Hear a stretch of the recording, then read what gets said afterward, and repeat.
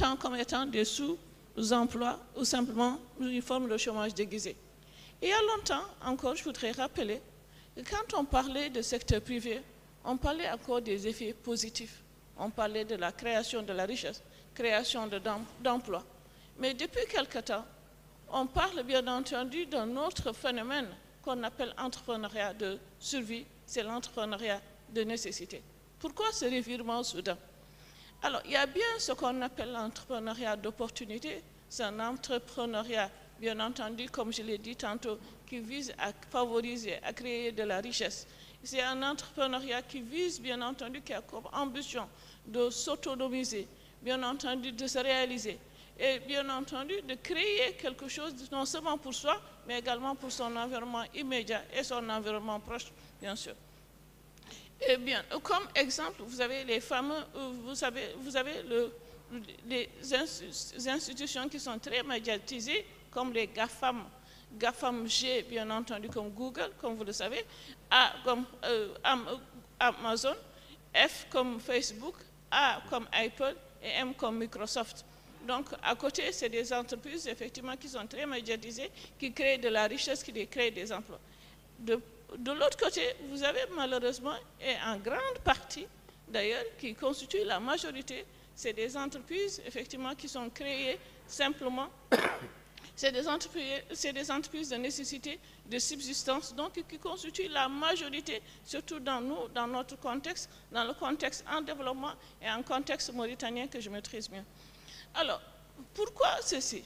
Donc, certains pensent, bien entendu, que l'entrepreneuriat de survie, qui est donc un secteur plus informel, bien entendu, comme je l'ai dit tantôt, constitue, bien entendu, une ubérisation, le qualifie comme étant une ubérisation en conformité, bien entendu, pour rappeler l'entreprise Uber, qui est une institution américaine, pour montrer qu'effectivement, c'est un salariat simplement dégradé. Alors, pour revenir maintenant sur les enjeux, bien entendu, nous avons mené entre novembre 2020 et février 2021 une recherche, bien entendu. Nous avons mené une étude sur la motivation des jeunes entrepreneurs, des jeunes surtout étudiants qui sortaient de l'université de Nouakchott. Alors, cette étude a été menée auprès de 200 jeunes pour savoir la motivation principale des jeunes. Pourquoi? Donc, pourquoi, effectivement, les jeunes étaient motivés à créer des entreprises? Alors, la recherche visait surtout à concevoir un modèle de l'entrepreneuriat des jeunes mauritaniens, partant naturellement de toutes les disparités et inégalités qu'on pourrait observer ici et là. Alors, nous avons utilisé la méthodologie quantitative, c'est-à-dire nous avons eu recours à un questionnaire simplement. Alors, nous avons aussi, pour la méthodologie, comme je le disais tantôt, utilisé la démarche quantitative. Alors, les résultats révèlent simplement que les jeunes sont âgés généralement à peu près de la trentaine, donc en moyenne de la trentaine. Ils sortent de l'université avec un niveau, bien entendu, de licence ou de master, bien entendu. Et les affaires qu'ils créent très souvent relèvent de l'informel, parce que simplement, ils débutent avec un petit montant, donc un faible capital, et avec une rentabilité aussi faible, donc même la rentabilité se répercute, bien entendu, sur leurs activités. Alors, les affaires créées donc, évoluent, comme je l'ai dit tantôt, dans l'informel. Et dans l'entrepreneuriat, des activités qu'ils mènent s'apparentent à ce qu'on on qualifie de secteur informel. Alors, très souvent aussi, ils sont dans des petites activités qui relèvent du petit commerce. Alors, les filles, elles ont pu se distinguer parce que simplement, elles utilisent des activités qui relèvent, bien entendu, qui constituent simplement des prolongements de leur activité domestique. Elles sont dans la coiffure, elles sont dans la restauration, par rapport aux hommes, bien entendu, qui sont dans d'autres contextes, bien entendu, qui sont plus dans la commercialisation, dans la transaction. Alors, ce qui les motive souvent, bien entendu, surtout en demandant donc à ces 200 étudiants qu'est-ce qui vous motive, 60% nous ont dit qu'effectivement qu'ils veulent sortir de la précarité. Donc ils veulent sortir du chômage, ils veulent sortir bien entendu de la misère. Ils veulent surtout aider bien entendu leurs parents. Ils veulent aider, venir en secours, venir appuyer. C'est des revenus des fois, certains nous ont dit que c'est des revenus d'appoint. Donc les revenus existent déjà, donc c'est des compléments de revenus. D'autres nous ont dit qu'il n'y a pas de revenus simplement. On cherche bien entendu à aider, à subvenir aux besoins de la famille. Alors les filles nous disent simplement qu'elles ont bien entendu, elles viennent aussi comme, ce qui les motive en tant que femmes, c'est aussi comme tout comme les garçons, les hommes, c'est de subvenir aux besoins de la famille en étant toujours, en continuant à être mère, mais également épouse, au sens, bien entendu, comme le considère la société. Alors, maintenant, pour les affaires indépendantes, offrent une possibilité de gérer leur emploi-temps. C'est surtout les femmes disent que le travail, bien entendu, qu'elles mènent à partir de leur domicile, leur permet surtout de gérer leur emploi du temps comme elles le sentent. Les garçons et les hommes nous ont dit, nous, c'est parce qu'on n'a pas le choix. On aurait voulu se retrouver dans des bureaux, avoir beaucoup plus de capital, etc. Alors, on constate que notre étude précise aussi que le rôle de l'entourage familial, qui semble occuper une place prépondérante, bien entendu, dans l'acte d'entreprendre des jeunes. Donc, c'est tellement important que certains nous ont dit que la famille doit impérativement nous aider, nous appuyer, nous pistonner, et comprendre qu'effectivement, que l'acte d'entreprendre ne se fait pas simplement de façon isolée, qu'on a besoin, bien entendu, de l'appui.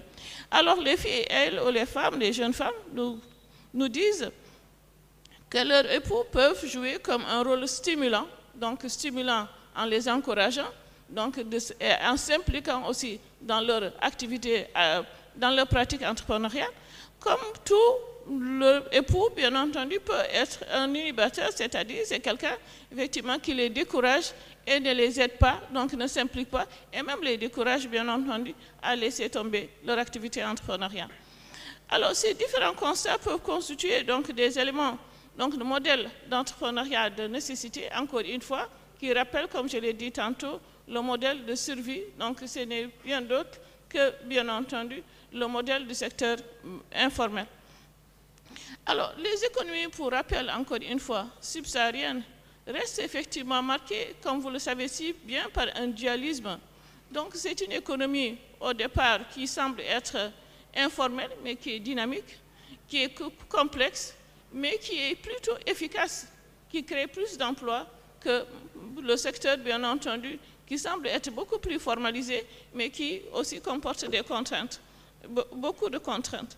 Alors, si maintenant on peut aller vers les enjeux ou parler, bien entendu, des défis qui constituent, que rencontre, bien entendu, le secteur informel, moi, je dirais simplement que le capital reste, bien entendu, Mohamed Younous, donc le fondateur de Grameen Bank, disait simplement que pour créer de la richesse, il faut simplement donner accès au capital. Donc, si on veut donner accès au capital, la première chose qu'il va falloir faire, et on le constate bien, que l'accès au financement reste, bien entendu, le parent pauvre dans nos discours politiques. Mais cependant, on constate, et vous serez d'accord avec moi, qu'il constitue l'alpha, l'oméga, et bien entendu, de la vie de nos entreprises, et même la quintessence simplement de la vie de ces organisations. Donc pour créer effectivement, pour soutenir ou bien entendu favoriser l'entrepreneuriat ou l'entrepreneuriabilité des jeunes, pour moi, ce qui reste un enjeu bien entendu vital encore une fois, il suffit justement de mettre en place un accès au capital comme je l'ai dit tantôt. Et l'utilisation des services financiers doit bien entendu être formelle de haute qualité, qui permettra et qui doit être considéré comme étant un fil conducteur pour la transformation économique et sociale, en raison bien entendu du rôle essentiel que jouent les entrepreneurs simplement et que joue aussi l'accès au capital, bien entendu, dans la création de la richesse. L'enjeu majeur maintenant pour effectivement ces jeunes, c'est de saisir bien entendu toutes les opportunités, c'est de saisir les opportunités qui s'offrent à eux, tantôt au niveau, bien entendu, de la sphère publique, mais également qui sont offertes par des organisations, ou organismes en vue de canaliser la manière de profiter au maximum. Donc, ces organisations pourraient effectivement booster, pousser, donc, et contribuer simplement à l'émergence de l'entrepreneuriat et favoriser davantage l'entrepreneuriat des jeunes. Alors, un autre défi pour moi qui est de taille, c'est simplement de recenser les différents obstacles, encore une fois, que rencontrent les jeunes qui veulent entreprendre. Donc, qui entravent et qui continuent à entraver simplement leur émergence ou en tout cas leur entrepreneuriabilité. Alors, une véritable émergence de l'entrepreneuriat, bien entendu, qui mettrait l'accent surtout sur la dimension ou sur l'intégration réelle simplement des jeunes dans les mécanismes de création d'entreprises. De création, oui, mais aussi de développement. Sur ce, je vous remercie. Merci, Dr Niné. En fait, être entrepreneur, c'est tout d'abord initiez-vous à la vie professionnelle et faire le maximum de stages. Et hier, ils ont déjà dit faire le volontariat. Et donc, quand vous initiez, c'est pas uniquement rester en Mauritanie, vous pouvez échanger les stages à l'international. Il y a beaucoup d'associations qui ouvrent les portes pour les étudiants pour qu'ils puissent donc faire un échange. Là, je vous dis par expérience que initiez-vous à la vie professionnelle avant de partir pour un projet et prendre le risque, et surtout dans une conjoncture pareille, mondialement, pas uniquement dans votre pays. Là, je vous laisse la parole, l'audience. S'il y a des questions comme ça, on simplifie aux autres intervenants pour passer donc au deuxième speaker. Donc, s'il y a des questions, on est là. Bonjour à tout le monde et bonjour à Dr Niné. Nous vous remercions vraiment de votre intervention. Je voulais un peu me focaliser sur les problèmes que rencontrent les jeunes entrepreneurs, surtout les filles, les obstacles. Donc nous voulons vraiment mettre l'accent sur ça. Et la deuxième question est aussi, est-ce que l'information, est-ce que les jeunes ont vraiment accès à l'information? Parce que la plupart de ces entreprises ou de ces organisations qui offrent de l'emploi, les jeunes ne sont pas d'une manière générale avertis ou ne sont pas au courant. Donc, il y a un problème de communication, il y a un problème d'accès à l'information pour les jeunes. Je vous remercie. Allô, salam alaikum. Moi, depuis hier, je suis là, j'entends toujours parler de l'entrepreneuriat, Et j'aimerais faire savoir aussi, il y a des jeunes entrepreneurs qui n'ont jamais fait des études. Bon, souvent vous parlez des étudiants, de l'université. Et moi, personnellement, je suis un entrepreneur, j'ai une propre entreprise. Et je n'ai jamais fait les études et je me suis formé juste pour avoir mon entreprise. Et voilà quoi. Il faut savoir soutenir aussi des jeunes qui n'ont jamais pas fait les études et qui rêvent de faire leurs entreprises et leur donner la possibilité, accès à faire leurs propres entreprises. Merci. Bismillah ar-Rahman ar-Rahim, sallallahu ala nabi al-Karim. اسمي العيد البليح رئيس مؤسسة صغيرة لبيع العلف البديل. الشباب موريتان فيه كثير من الشباب مبتكر، عنده الابتكارات وعنده ياس من الافكار المؤسسيه يريد ان يطبقها على ارض الواقع، ولكن للاسف رجال اعمالنا ما عندهم اهتمام في هذا تمويل هذا النوع من المؤسسات اللي فيه يقودها الشباب المبتكرين. يهتموا فقط في المار والسكر والورقه وذيك الامور. شنو هي استراتيجيه من اجل تغيير هذه العقليه اللي عند التجار وعند رجال الاعمال، ياكي بدي يشجعوا هذا الشباب اللي عندهم مواهب وعندهم ابتكارات، ياكي يشجعوهم يأدينهم عنهم هنا في البلد، ما يسافروا قايسين الخارج. السلام عليكم ورحمة الله تعالى وبركاته. شكرا على الحضور، شكرا على هذا اللقاء، ومن خلاله نختار نعبر عن مدى سعادتنا واطمئناننا له. أنا نقال الشيخ مستعين طبعا، رئيس منظمة آفاق وعضو في منصة المجتمع المدني على مستوى الولاية الجنوبية.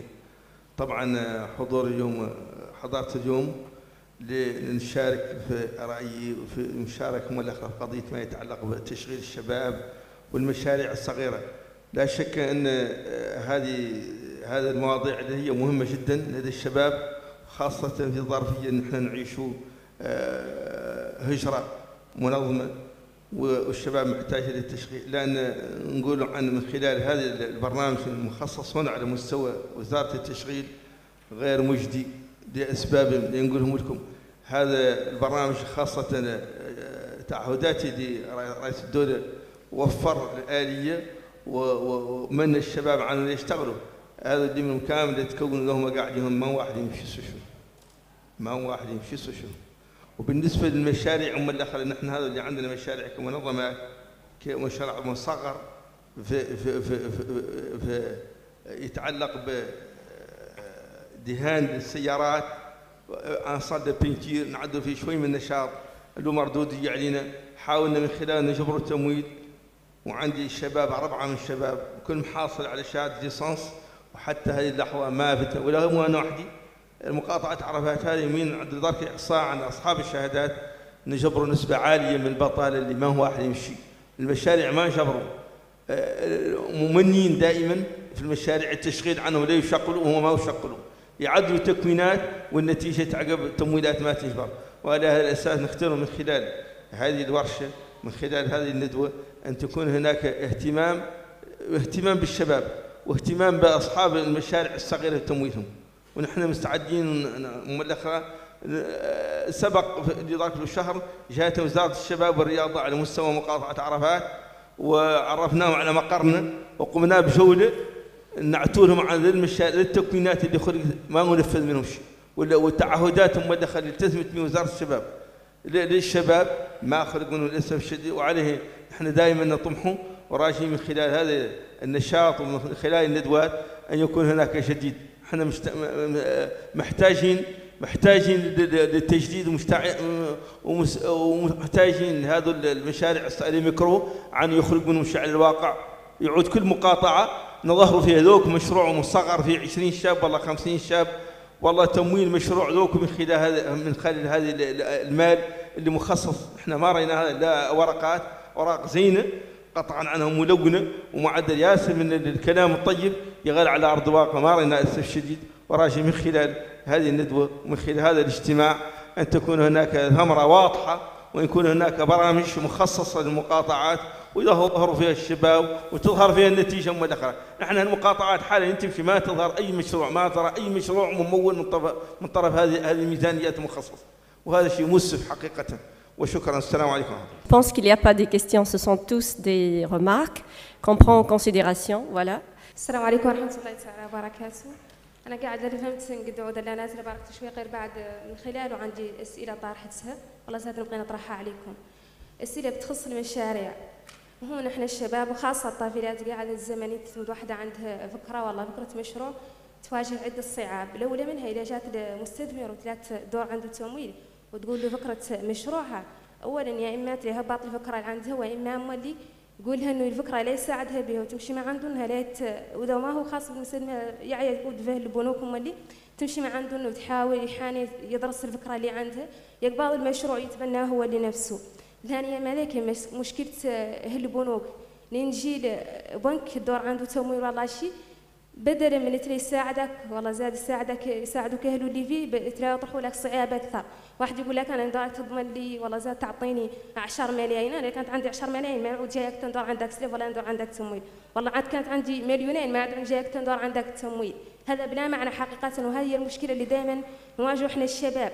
عود حد عنده الأفكار عنده قدر من الأمور يطمح لها الشاب والله الشابة غير بدل من يجبر مادة تساعده فيه يجبر مادة تهبطه أكثر، ما يجبر مادة تطلعوا له من الله اللي عندهم الافكار يمشي. احنا في دورتنا الحمد لله تعودوا عندنا الحريه التامه، يلا تنعودوا عندنا مد اهالينا الحمد لله يساعدونا يوجهونا. من عنده فكره خاسره قالوا هذا المشروع قلت والله هاي الفكره قلت خاسره يلا تعدل مشروع ثاني والله تبنى فكره ثانيه. لا احنا الجيل رجال دوره يعاونك بدل من يعاونك يا اما يفرضونك الابواب كامله من خلال التمويلات من خلال ذوك المساعدات يعطهم ساعدوا انك تبدا المشروع، يا اما اللي يهبط عندك المعنويات كامله تمشي قاع وتعود ترجع للهجره هي الهجرة دارك ما خاصة بالشباب وحد حتى الطافلات عاد وحدات منهم فكان تارك يعدلوا حالهم ويهاجروا بها والسبب بعد الرئيسي اللي هذا نختار نعرف شنو هي الحلول اللي قايلين انتم تقدوا توفروا من اجل ان نجنبوا هذه الامور والسلام عليكم ورحمه الله.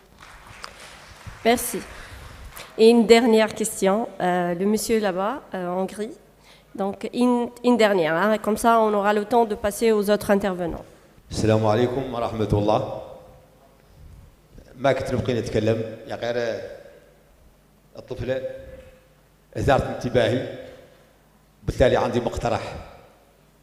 كما قالت دائما نطرحت فكرة زينة للتمويل قالوا لابد لك من شيء ضامن. أنا ندور الدولة تم هاي الأفكار اللي كي تري بيرتينانت تقبلها ما تخليها تفوت ولو هي من الفساد تتحمل الضمان عن ذاك الشاب والله الشابة طارحتها. نحن راك بعالم الأفكار والأفكار ينباعوا والأفكار هم اللي يطوروا. طالب من الدولة أي رجاج عنده فكرة زينة خاصه حد يضمنه تقبل الدولة تضمنها. يا قال لين تضمنها تقول له السلام عليكم شوف احنا رانا ضمننا فكرتك يا غير ملي لابد لك انت من تعود شخص مضبوط وشكرا. Merci. Alors on donne à Dr Niné les remarques parce qu'il n'y avait pas une question assez claire, mais après quand elle va finir, je vais vous dire comment faire pour les jeunes parce que moi j'étais parmi vous et j'ai eu les mêmes obstacles là que vous avez. Donc c'est à vous, docteur. Merci, madame. Alors, je vais d'abord commencer par les obstacles que rencontrent les femmes.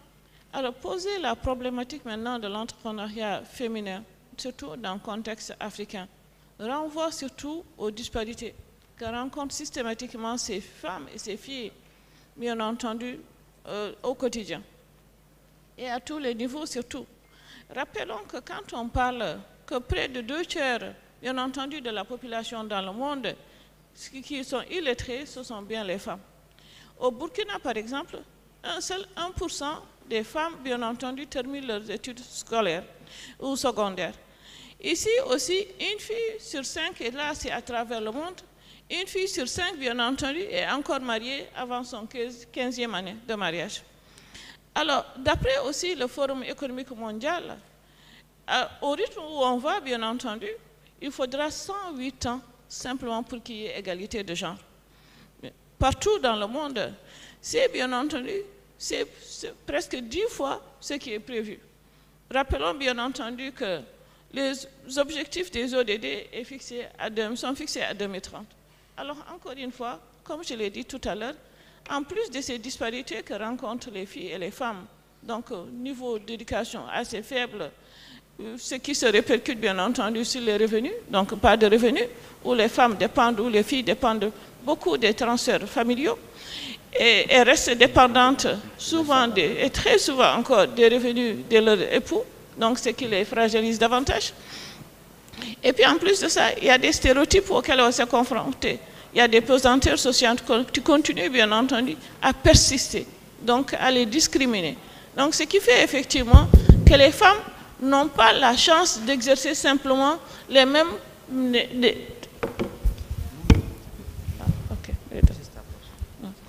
Alors, comme je disais tout à l'heure, donc les femmes n'ont pas les mêmes, bien entendu, chances d'accès simplement à la richesse, à la création de richesses comme leurs homologues masculins. On a l'accès au marché, à l'information que vous venez de dire, effectivement, qui constitue un élément très important. Parce que tout le monde n'a pas simplement accès au marché. On dit qu'il détient l'information, détient le pouvoir. Et ici, on parle bien entendu du pouvoir économique.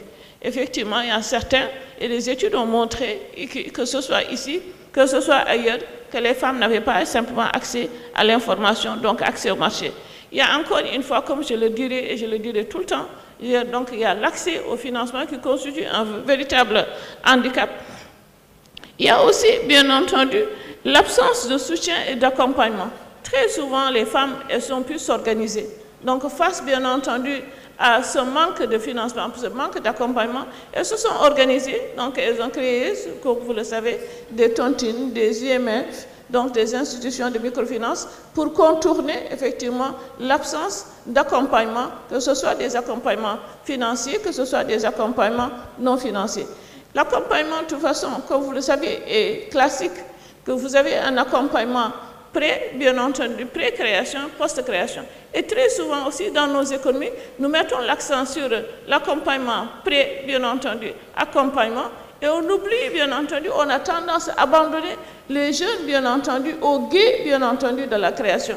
Parce que là, cette phase de post-création, elle est aussi simplement plus délicate et beaucoup plus délicate que la phase post-création. Donc, il va falloir qu'on mette beaucoup plus l'accent, non seulement sur le pré-accompagnement, mais également le post-accompagnement pour favoriser et donner la chance, bien entendu, aux jeunes de réussir beaucoup, bien entendu, plus leur structure. Merci, docteur. J'espère qu'elle a répondu à vos questions. Donc, c'est un output. En fait, pour l'industrie du service qui vraiment attire tous les jeunes, en fait, si on va faire un projet, automatiquement, on va pas partir à l'industrie directement, mais on va partir à l'industrie des services. Sur ce, Monsieur Jimé Diagana, le CEO du cabinet GIMPEX, va parler un peu de son cabinet tout d'abord, et puis il va vous parler des industries du service. Peut-être bien ce sera une opportunité pour s'inspirer et pour avoir des idées sur les futurs projets.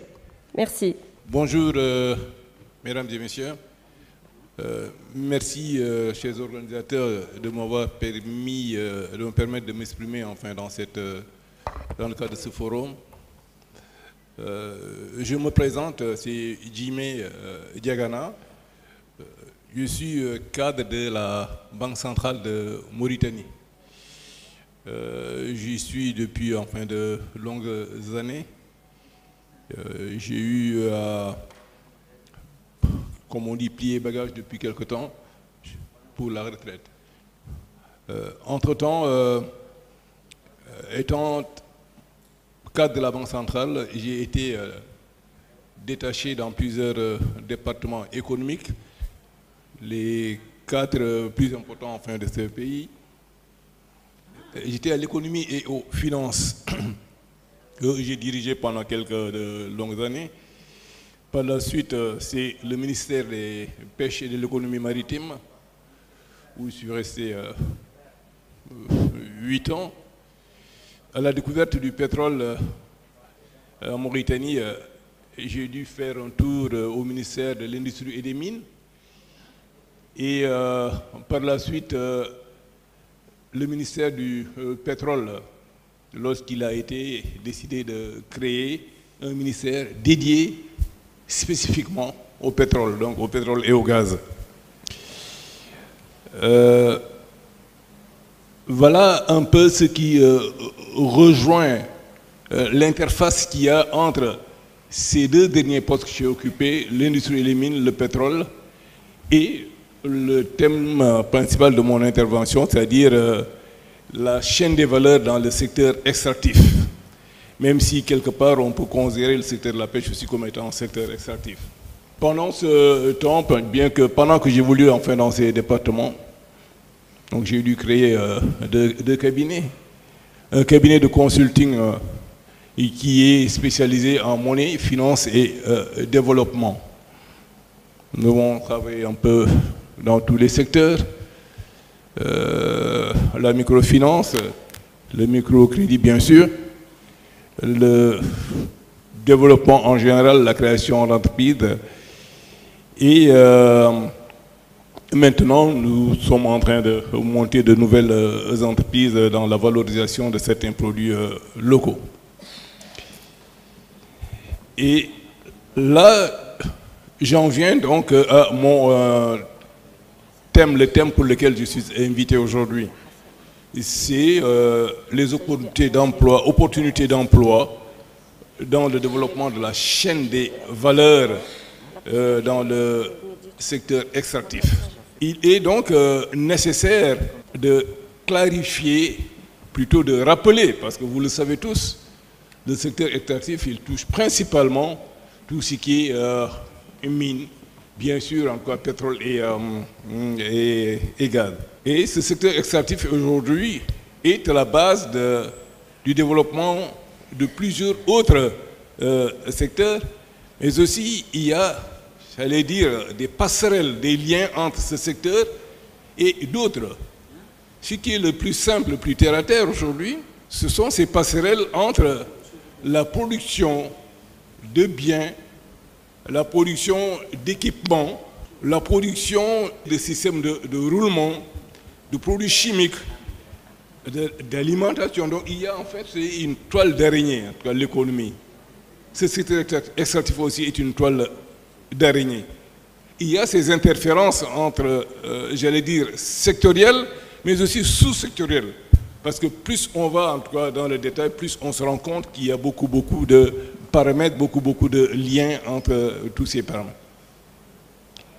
Maintenant, quand on parle d'industrie et services dans le secteur extractif, nous ne voyons pas le produit qui est tiré, que ce soit en tout cas l'or, le diamant, le fer, le cuivre, nous ne les voyons pas comme éléments qui sont là.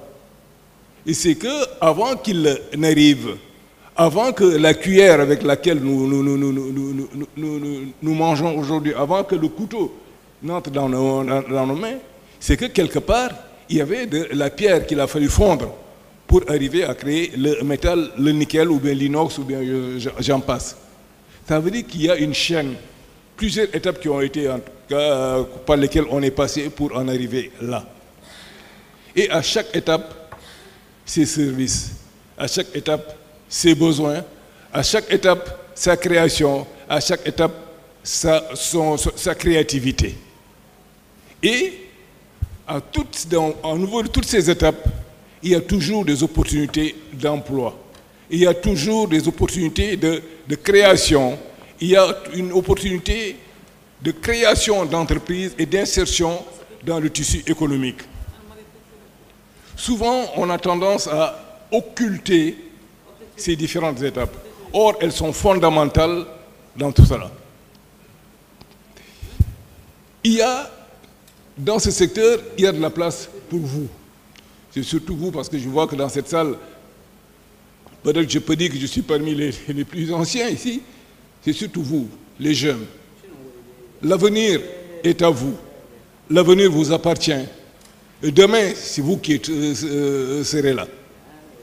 Et il faudrait que ce demain se prépare. Et c'est à partir de maintenant, à partir de certaines interrogations, que cet avenir est en train de se préparer. Et c'est tous les jours qu'on doit se poser cette question, de savoir de quoi enfin demain sera fait. Qu'est-ce que moi, en tant que jeune étudiant, en tant que jeune sortant, ou bien alors, je pense à cet exemple de M. Sow qui dit qu'il n'a pas eu honte de dire qu'il est illettré, qu'il n'a pas de diplôme et qu'il a créé son entreprise. En quoi, moi, je peux apporter quelque chose à mon pays? En quoi je peux apporter quelque chose au secteur extractif mauritanien?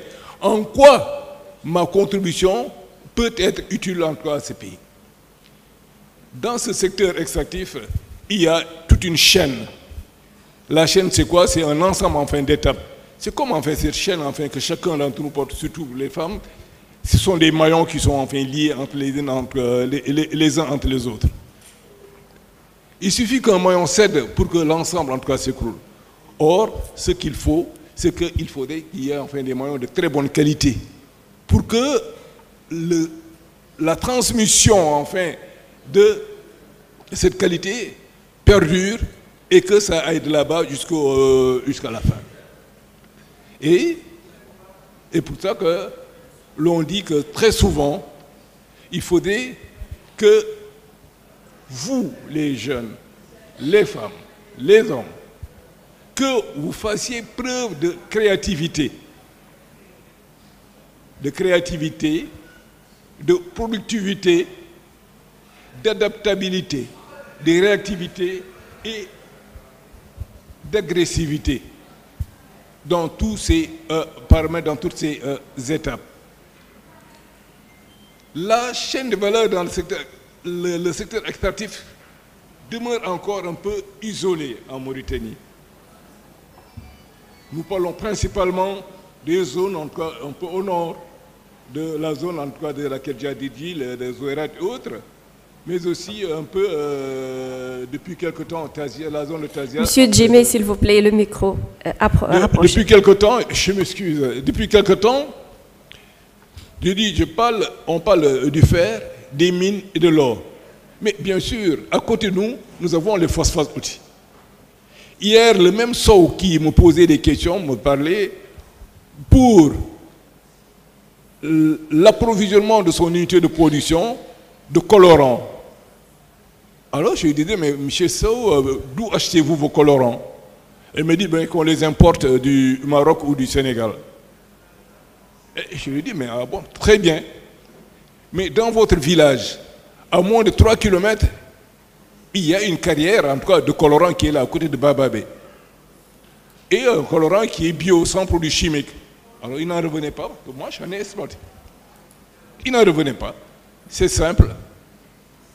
Alors, je lui ai dit, écoute, la mine est à moins de 3 km de chez toi, là où tu habites. Donc, dans cette chaîne de valeur, il faut toujours que nous fassions preuve de sérieux. Quand je parle de sérieux, c'est-à-dire de compétence et surtout de qualité du service qu'on va proposer. Sinon, comme vous le savez très bien, ceux qui interviennent dans ces industries en tout cas extractives, ce sont surtout des multinationales. Elles vont chercher la qualité. Vous leur fournissez la qualité, ne vous en faites pas, on vous prendra. Et s'il n'y a pas de qualité, ils ont dans leur contrat, ils vont aller chercher ailleurs. Ces multinationales qui viennent dans nos pays, ils ne viennent pas pour nos beaux yeux. C'est pour faire du profit. C'est pour travailler. Et quand ils veulent travailler, il leur faut en tout cas trouver sur place de la qualité. Il faudrait qu'il y ait une main-d'œuvre adaptée. Et il faudrait que, surtout, que l'on trouve aujourd'hui des jeunes Mauritaniens et des jeunes Mauritaniennes qui puissent intervenir en tout cas dans ces créneaux. Or, malheureusement, dans le cycle, dans la chaîne de formation qui est à la base de tout ceci, on n'a pas eu à développer en tout cas tous ces métiers. Je pense, en cas très simple, quand on parle de soudure sous-marine, mais malheureusement, il faut le dire, on a tendance à aller chercher très loin, en Côte d'Ivoire, au Maroc, au Sénégal, alors que c'est un métier qui rapporte beaucoup enfin, d'argent pour les gens Mauritaniens et autres. Alors c'est à nous de nous diversifier. Il appartient aussi aux autorités de mettre en tout cas sur le marché les bases pour la création de métiers diversifiés, de métiers adaptés en tout cas à la situation d'aujourd'hui, mais aussi en tout cas à l'avenir de ces pays. Parce qu'on sait que dans les nouveaux projets et programmes de développement, dans les années à venir, qu'est-ce qu'il y a? Nous allons exploiter de plus en plus de fer, de plus en plus de cuivre, de plus en plus d'or, de plus en plus de phosphate, mais aussi et surtout de plus en plus de pétrole et de gaz. Dans le pétrole et le gaz, à l'horizon, à la fin en fait, de l'année en cours, nous allons commencer l'exploitation du projet de gaz, en tout cas, qui est à la lisière entre la Mauritanie et le Sénégal, GTA. Ce sont des milliards de mètres cubes de gaz, avec toutes les retombées qu'il va y avoir, en tout cas, sur l'économie mauritanienne et sur les différents pans de la société. Au-delà de cela, peut-être dans une quinzaine d'années, alors ça, c'est un peu, j'allais dire, l'un des plus grands gisements de pétrole et de gaz, en tout cas, de gaz au monde, c'est Bir Allah. Je ne parle pas de mètres cubes de gaz, mais de kilomètres cubes de gaz, avec beaucoup d'incidences sur notre comportement, enfin, sur notre vie quotidienne, sur la façon de cuisiner, la façon enfin de conduire nos voitures. Est-ce qu'il y aura en tout cas, on va conduire enfin au gaz, l'électricité au gaz, il y a beaucoup enfin de choses à faire. Et tout cela doit s'insérer dans le cadre de la prévision, de la prévisibilité et des autorités pour mettre en place en tout cas tous ces éléments. Et on aura besoin de vous. On aura besoin de vos jeunes frères, de vos enfants, de vos petits-enfants. Alors tout cela, comme on dit, le repas, enfin je le traduis en tout cas, du Wolof, du Soninké ou du Poulard, je le traduis en français, c'est que le repas enfin qui doit être consommé demain se prépare aujourd'hui. Donc il faut qu'on fasse preuve d'anticipation, de prévisibilité et d'adaptabilité à l'environnement économique local, régional, sous-régional et international. Il y a beaucoup à faire, il y a beaucoup à dire, il y a aussi des responsabilités qui sont partagées, aussi bien par les autorités, par l'État mauritanien, mais aussi en tout cas par rapport à nous autres. Il faudrait que nous soyons un peu, que nous nous remettions en tout cas tous les jours en cause et qu'on se dise que nous voulons améliorer en tout cas notre capacité, notre technicité, notre productivité, notre agressivité. Voilà, c'est vrai qu'il y a beaucoup de choses à dire sur ce thème, mais le temps enfin, qui m'est imparti ne me permet pas de poursuivre. Et voilà, je suis à votre entière disposition. Aussi, madame avait, excusez-moi, madame m'avait demandé de présenter mon cabinet. Au départ, j'avais le cabinet, donc j'allais dire HD Consulting, mais il y a quelques années, c'est le cabinet en tout cas Jimpex. Au départ, c'est quoi? C'était la base, c'est import-export. Mais aujourd'hui, nous touchons à tout ce qui est innovation, créativité et développement. Donc, nous travaillons toujours à mettre en place sur le marché de nouveaux en tout cas, produits. Dans le cadre, dans ce secteur, madame, mon épouse commence déjà, enfin, depuis quelques années, enfin, je dis, elle n'a pas commencé, il y a depuis quelques années, à produire des biens et qui sont vendus dans certains free shops ici. Et elle commence à exporter sur l'Afrique, sur l'Europe et jusqu'aux États-Unis. Et pourtant, ce sont des produits qui viennent d'ici de Mauritanie. Ça veut dire qu'il y a beaucoup de choses à faire. Et pourquoi les autres et pourquoi pas nous? La volonté, et vraiment, je vous souhaite encore beaucoup de courage. Et sur ce, vraiment, je m'excuse d'avoir été long. Il fallait donc en tout cas donner tous ces détails. C'est un peu la passion pour vous, pour votre avenir, qui font que j'ai été un peu long. Et encore une fois, je vous remercie et toutes mes excuses encore pour avoir été long. Merci beaucoup. Merci, Monsieur Djemé. Moi, personnellement, je partage l'idée. Il a dit un très beau mot.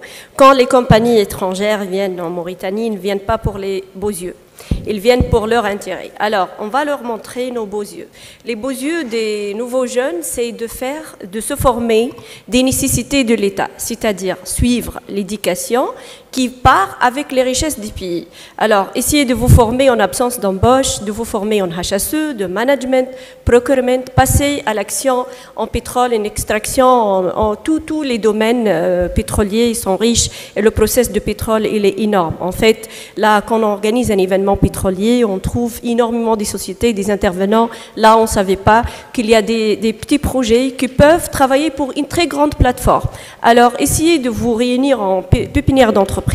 Faites-vous un trio, un duo d'entreprises et essayez de vous planifier futur pour une vision donc, qui aidera votre pays. N'attendez pas l'aide de peu importe le pays ou les bailleurs de fonds, il faut commencer. Le bailleur de fonds ne donnera jamais le fonds pour une idée. Il faut se lancer, prendre le risque pour partir et demander le financement. C'est ça ce que le bailleur de fonds va vous demander. Et M. Djemé vous a déjà dit que la Mauritanie, elle est riche. Moi, personnellement, je connais que c'est un pays gazier, pétrolier. Il y a des gisements qui sont récemment explorés. Et faites-vous le courage de vous former dans ce domaine-là. Merci, je vous laisse la parole. Et spécialement, j'aimerais bien que les jeunes qui sont là, il y a plein de jeunes, je pense qu'ils ont fini leur études, il y a des masters, il y a des gens qui sont à la recherche d'emploi. Faites-vous des questions qui entrent dans le domaine et ne demandez pas des recommandations. Les recommandations, on les attend après l'événement. Donc, demandez des questions pertinentes afin que vous recevez une réponse qui part d'un professionnel. Ce n'est pas chaque jour qu'on trouve un professionnel devant nous. Alors, je vais traduire en arabe pour ceux qui n'ont pas compris en français. الطلبة الجدد وإلا المتخرجين وإلا اللي هما مازالوا يزاولوا في تعليمهم ما تنتظرش حتى إعانة من حتى حد. لازمك تكون نفسك قبل، خاطر عمره ما يكون البنك الدولي والا اللي باش يعطيك ايد فينانسيير معناها مساعده ماليه على فكره. الفكره ممكن عمره ما يعطيك على فكره ابدا، حتى انه صاحب مؤسسه تجيب له فكره ما ياخذهاش بعين الاعتبار لسوء الحظ، هذا هو الواقع. لكن الفكره حاول تبلورها مع شخص، كونوا بيبنيير دونتربريز مؤسسه صغرى مع بعض، تكونوا في نفس الاختصاص وتكونوها مع بعضكم وتخرجوا بالفكره، تاخذوا شويه الريسك، لكن عمرك ما تدخل لسوق الشغل من غير ما تدخل في الريسك. احنا حتى حد في البلاصه هذه ما دخل سوق الشغل من غير ما خذا كفوف بلغتنا احنا التونسيه، فماش واحد ما طاحش، فماش واحد ما قامش، فماش واحد ما تعداش بمشاكل، الكلنا بدينا بشويه، لكن ما تنتظرش حتى حد باش يعاونك. موريتانيا بلاد غنيه برشا، مش فقط من الجانب البشري، لكن غنيه باللي ريسورس نتاعها، بالمواد اللي موجوده، وخاصه انها بلد نفطي، بلد فيه الذهب، بلد فيه الحديد، بلد فيه السمك، بلد فيه برشا حاجات. انتم حاولوا تدرسوا حاجات تتماشى مع بلادكم، خاطر اللي باش يجيكم من برا اكيد باش يجي باش ياخذ ثرواتكم، مش باش ياخذكم، باش يجيب معاه ناس اخرين. انت ما تخليلوش الفرصه انه يجي من برا ويجيب معاه ثرواته البشريه وياخذ وينهب ويمشي، فقط اعطيه فرصه انه انت تكون متكون ومتضلع باش يكون عندك مكان في المؤسسه نتاعو. هذا اللي حبيت نقوله لكم باش انتم تكونوا على بينه انه بلادكم راهي بلاد غنيه، فقط تكونوا انتم سواعد وتدرسوا اللي بلادكم حاجتها به. شكرا. Assalamu alaikum wa rahmatullah. Bon, d'abord, je vais saluer cette très belle initiative. Et après, j'ai une intervention par rapport à l'entrepreneuriat et l'employabilité des jeunes, surtout. Parce que là, on parle des jeunes, parce que c'est les jeunes qui sont l'avenir du pays et du monde même. Donc, moi, ce que j'aimerais dire, c'est par rapport à l'entrepreneuriat des jeunes. Comme l'a dit le frère tout à l'heure, il y a aussi des jeunes ici qui n'ont pas le bac, ni la licence ou le master, mais ils ont été formés dans l'entrepreneuriat, dans l'agriculture. Aujourd'hui, ils ont des projets. Ils postulent partout. Je vais donner l'exemple sur Teshril, mon projet, mon avenir par exemple. Moi, je viens avec un projet, une entreprise qui pourra au moins employer au moins 15 ou 10 jeunes. Il y a un autre qui a un projet. C'est juste faire une table pour vendre du crédit, des cigarettes et autres. Je ne dis pas que ce n'est pas un projet, mais le projet qui peut au moins employer 10 ou 15 jeunes est plus rentable qu'un projet juste pour soi. Donc pourquoi rejeter un projet qui va vous aider à employer les jeunes pour prendre un autre projet qui est juste de mettre en place une table pour vendre du crédit, vendre de la cigarette. Donc pour moi, le financement est venu pour employer les jeunes. Donc moi, ce qui m'étonne, c'est pourquoi choisir un projet qui va vous aider au lieu d'un projet, rejeter un projet qui va vous aider à diminuer le taux de chômage et prendre un autre projet qui est un peu moins rentable. Donc c'était ça. Et il y a aussi une autre chose. Moi, je rédige mon projet. J'ai un projet. Et je viens pour postuler, on me demande un titre foncier. Mon frère, moi, si j'avais un titre foncier, je vais vendre le terrain et je finance mon projet. Ou je vais dans une banque, et je vais garantir le terrain pour avoir un financement. Au lieu d'aller, à chaque jour, je viens, je fais la queue pour juste avoir le récit de mon projet, mon avenir à Teshril. Je pars dès le matin, je reviens à 18h sans le récit. Et demain encore, je reviens. Donc si j'avais un titre foncier, je vais à la banque où je vends le terrain pour financer mon projet au lieu de faire tout cela. Donc merci. Salam alaikum, bonjour tout le monde. C'est Babacar Chariakou Babou. Bon, moi je voulais poser une question à monsieur le modérateur, monsieur Diagana.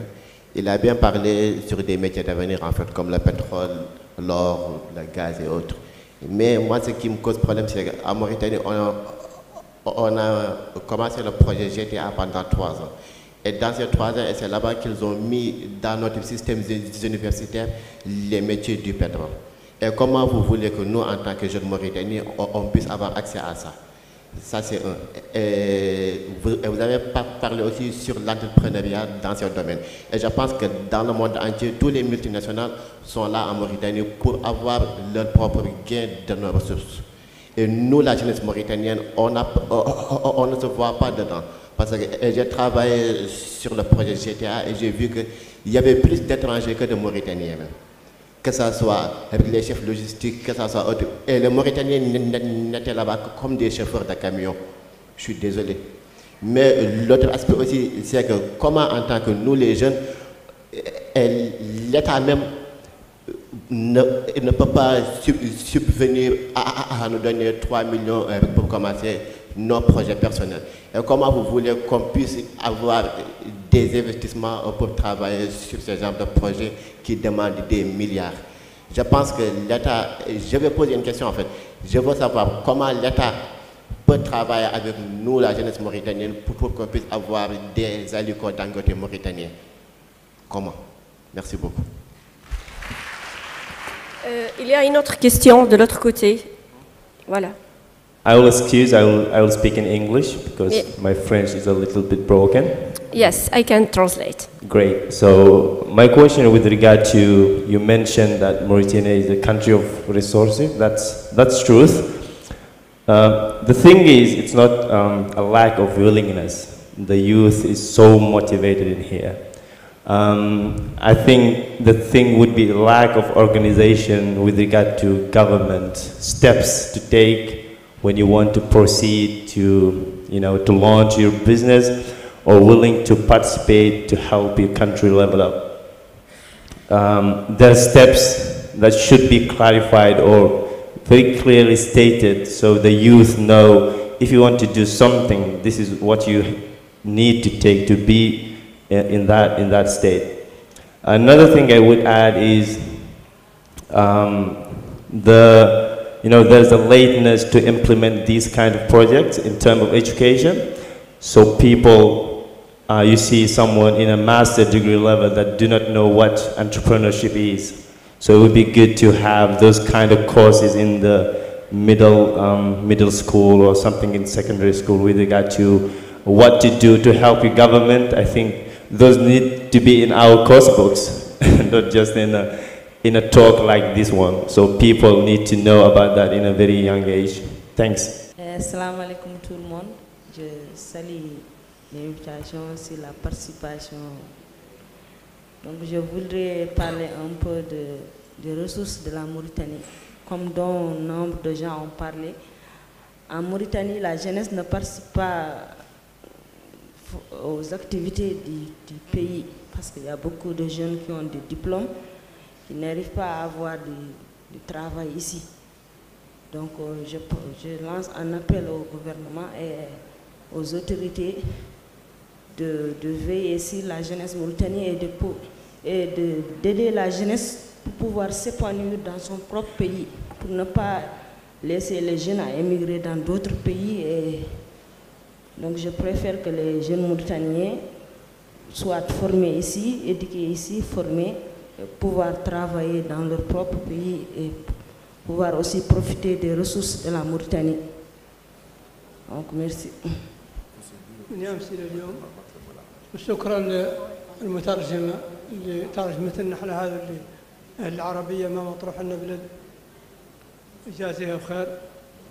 يظهر لي عنكم وضاح لكم أنتم مسلفين على هذه الورشة وضاح لكم عن مشكلة دول الساحل هي قلة العمل والبطالة وقلة التكوين وقلة التغطية. خرسوا اللي في القاعة من الشباب هذا ثروة أخير من الذهب وخير من الحوت وخير من المعادن كامل. الألمان إن وفات الحرب العالمية الثانية استثمروا في المصادر البشرية في الإنسان وقراوه وكونوه وعادوا يفتشوا في المدارس يدوروا العباقرة الناس الأذكياء ياك يوجهوهم اللي صالح للتعليم يوجهوه له والصالح للصناعة يوجهوه له والصالح للصحة يوجهوه له ما خلاهم هكذا. إذا احنا اللي فاصلين فيه في موريتانيا، وفاصلين فيه في مالي، وفاصلين فيه في السنغال، هاي دول الساحل. أنا اللي نتكلم لكم حضرت ملتقى معدلو واحد من أحفاد مملكة ساحل العاج، وواحد من أحفاد مملكة الحبشة أثيوبيا. هذو الرجال الاثنين كلهم ينحدر من أسرة ملكية إفريقية، وهامهم يعدلوا تنمية في هاو دول الساحل، موريتانيا ومالي والسنغال والنيجر وتفتح العليا. لا يعدلوها بواسطة أموال كانت مجمدة لمعمر القذافي، وقبلوها الأوروبيين عنهم يعطوا من الأموال للدول تعدل فيها التنمية. هذا من جهة أخرى قايل لكم عن الشباب الموريتاني والمالي والسنغالي، عنكم تدعموهم باش ما هو بالكلام ولا هو بالاجتماعات، تدعموهم بشيء ملموس، تجيبوا لهم أجهزة وتجيبوا لهم ناس تقريهم وتأطرهم وتعلمهم، وتدعموهم على مشاريع الصناعة التقليدية. كل مجموعة تعدل مصنع. احنا عندنا الجلود يصدروا شوف أوروبا كاملة، وعندنا المواد الخاميات اللي قد تعود هون مصنع الأعلاف اللي احنا نصدروا المواشي احنا للدول الساحل كاملة. لماذا ما يعود هون مصنع للأعلاف وللجلود وداعمين انتم؟ لماذا ما تدعموا هذا اللي يعدلوا الفرن؟ لماذا ما تدعموا اللي على شاريتات؟ لماذا ما تدعموا اللي على بوسبوس؟ أنا قنعت 25 شاب من بين موريتانيا والسنغال ومالي، قنعتها عن الهجرة ما فيها مصلحة للشباب، وهم اليوم أراعيهم واحدين منهم يشتغلوا على يوزعوا الماء، وواحدين يشتغلوا طارحين طوابل في الأسواق، وهم كانوا يموتوا في البحر ماشيين قايسين فرساء ساكين الجنة. احنا طالبين منكم انتم الممولين تمولون مشاريع شبابية للنساء والرجال وللهجرة، المحافظة على الهجرة، منع الهجرة، منع أولادنا من يموتوا في البحر ما هم قايسين شيء، وإحنا أرضنا خصبة. هذا هو طالبين منكم، وشاكركم مرة أخرى وأشكركم. أنا الدكتور المصطفى والمرابط حماه الله، رئيس المنظمة الموريتانية للدفاع عن حقوق الإنسان ومحاربة الهجرة السرية. ما هي محاربة الهجرة السرية؟ منع الهجرة السرية، منع الشباب من يموت في البحار. ميرسي. الأوروبيين يتعاطفوا معانا، نمنعوا أولادنا من يموتوا في البحر ويهدوا عليهم ويعودوا مهدينهم هم، والله فيه ضار لهم. هذا من مصلحتنا نعدلوه. Merci. On va finir avec une autre question, c'est tout, parce qu'on va oublier. On n'a pas entendu des questions pertinentes. En fait, donc tous ce sont des recommandations. On a besoin des questions, s'il vous plaît. Il y a uniquement deux, le monsieur qui a parlé en anglais et le jeune. Les autres, ce sont tous des recommandations. Prière, précisez vos questions. On est dans un forum pour les jeunes et pour l'embauche, pour l'emploi et pour les solutions. Merci. Salam alaikum, je m'appelle Fouley Kamara, je suis thérapeute comportemental résident ici à Nouakchott. Je suis très ravie d'être là parmi vous et je salue cette belle initiative. Je voudrais juste apporter un petit un commentaire ou une suggestion. C'est par rapport à la jeunesse mauritanienne.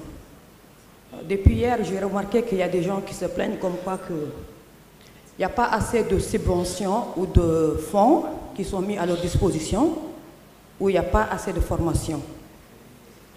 Je pense qu'il y a deux catégories de jeunesse ici. La jeunesse active et la jeunesse passive. Déjà, même s'il y a des fonds qui sont disponibles, même s'il y a des formations, il y a une chose qui est très importante. C'est la motivation, la volonté. Parce qu'il y a des gens, ils ont les formations à disposition, ils ont les subventions à leur disposition, mais ils n'ont pas cette motivation, cette volonté d'aller faire quelque chose. Donc, déjà, il faut avoir cela. C'est après avoir eu cela maintenant, avec ces fonds-là, avec ces formations, qu'on peut aboutir à quelque chose, qu'on peut réussir quelque chose. Donc, c'était ce que j'avais apporté. ayez de la volonté, ayez de la motivation. Ne restez pas dans votre zone de confort. Sortez de votre zone de confort pour réussir. Parce que tous les gens qui ont réussi, tous ces millionnaires que vous voyez, tous ces hommes, ces cadres que vous voyez, ils sont sortis de leur zone de confort. Donc si vous restez dans votre zone de confort, vous allez y être, même avec les fonds, même avec toutes les formations qu'on vous offrira, vous n'allez pas aller loin. Merci. Merci. On va finir avec une question. Ici, de ce côté. Alors, cette dame-là, elle demande depuis longtemps. S'il vous plaît, c'est la dernière question et on va passer parce qu'on est pressé par le temps des intervenants. Bonjour, moi je vais passer pour une question. Il a parlé sur l'industrie, le pétrole, le gaz et les secteurs vraiment qu'on peut développer de ça. Et selon votre conseil, vous avez déjà parlé qu'on doit se former à ce niveau. Mais moi, à partir d'hier, tout ce qu'on a entendu, on n'a pas entendu qu'il y a des formations pour le secteur industrie. De cela, je pose la question. Est-ce qu'il existe des institutions de formation pour le secteur industrie ou bien il existe des formations pour intégrer ces services, qu'on soit à la hauteur ou bien certains de nos jeunes qui disposent de diplômes, qui peuvent accéder à ces centres ou bien à ces formations pour se former et pour être capables d'amener leur CV où ils partent, ils peuvent trouver des emplois. Deuxième, comment on peut l'accès? S'il existe de ces centres, quels sont les critères pour les sélections ou bien comment on peut accéder vraiment? Merci madame. Merci. Là, on finit par une bonne question. En fait, c'est une très bonne question pertinente qui nécessite une réponse. Personnellement, je peux vous répondre sur ça. Alors, pour vous former en procurement, en management, en HSE, en service, il y a, je ne pense pas qu'en Mauritanie, il y a des centres de formation à ce propos. Je parle d'une expérience en Tunisie. En Tunisie, on a Mahad Ilm Dharra. Mahad Ilm Dharra يعلمك كيف أساسيات الدخول لشركات النفط والغاز، كيف عندك شركات ومراكز تكوين وتدريب في السلامة المهنية اللي هي تدرب حتى الحماية المدنية، تدربك كيفاش تدخل المنطقة اللي هي ممنوعة البلاتفورم النفطية، كيفاش تلبس اللباس، كيفاش تلبس الكاس، كيفاش تلبس السروال، شنو هو اليونيفورم اللي لازمك تخدم به، شنو هو المسافة اللي تستعملها بينك وبين الكرسي وانت في البلاتفورم، شنو هو المسافة اللي تستعملها وانت تستعمل في التليفون. كل هذا موجود في دي سونتر دو فورماسيون يعلموك كيفاش تخدم في المنطقة النفطية. في نفس الوقت إذا كان انت عملت فورماسيون وخذيت لي زابيسي نتاع القرايه لازمك تكون فورمي اون انجلي، لانه التيرم تكنيك الكلمات كلها بالانجليزيه. لازم تكون انت vous pouvez vous armer d'une formation bilingue français-anglais, vous êtes capable et vous avez la patience et le souffle de partir ailleurs تخرج من بلادك وتخدم. إذا كان أنت تحب تخدم في بلاصة اخدم على نفسك قبل نفسك، تقدر تشوف في تونس في المغرب.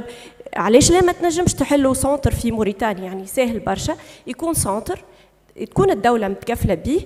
هذا حسب انتوما بعد ما نخرجوا من الفوروم ان شاء الله لازم فما توصيات هذوما. شوفوا الحلول اللي هي باش نخرجوا بها من المؤتمر هذا، من الفوروم هذا. توصيات ممكن تكون انتم ترفعوا توصيات المؤتمر للدولة وتنظروا بعين الاعتبار. نتصور لو يكون مشروع فيه حاجة ترجع بالنفع على البلاد حتى حد لا باش يرفض انه يكون معاكم. لكن الفورماسيون اكزيست في تونس، هاي قريبة بلادكم، موجودة فيها كل انواع لي سونتر دو فورماسيون في كل انواع الاختصاصات، من النفط والغاز للكل.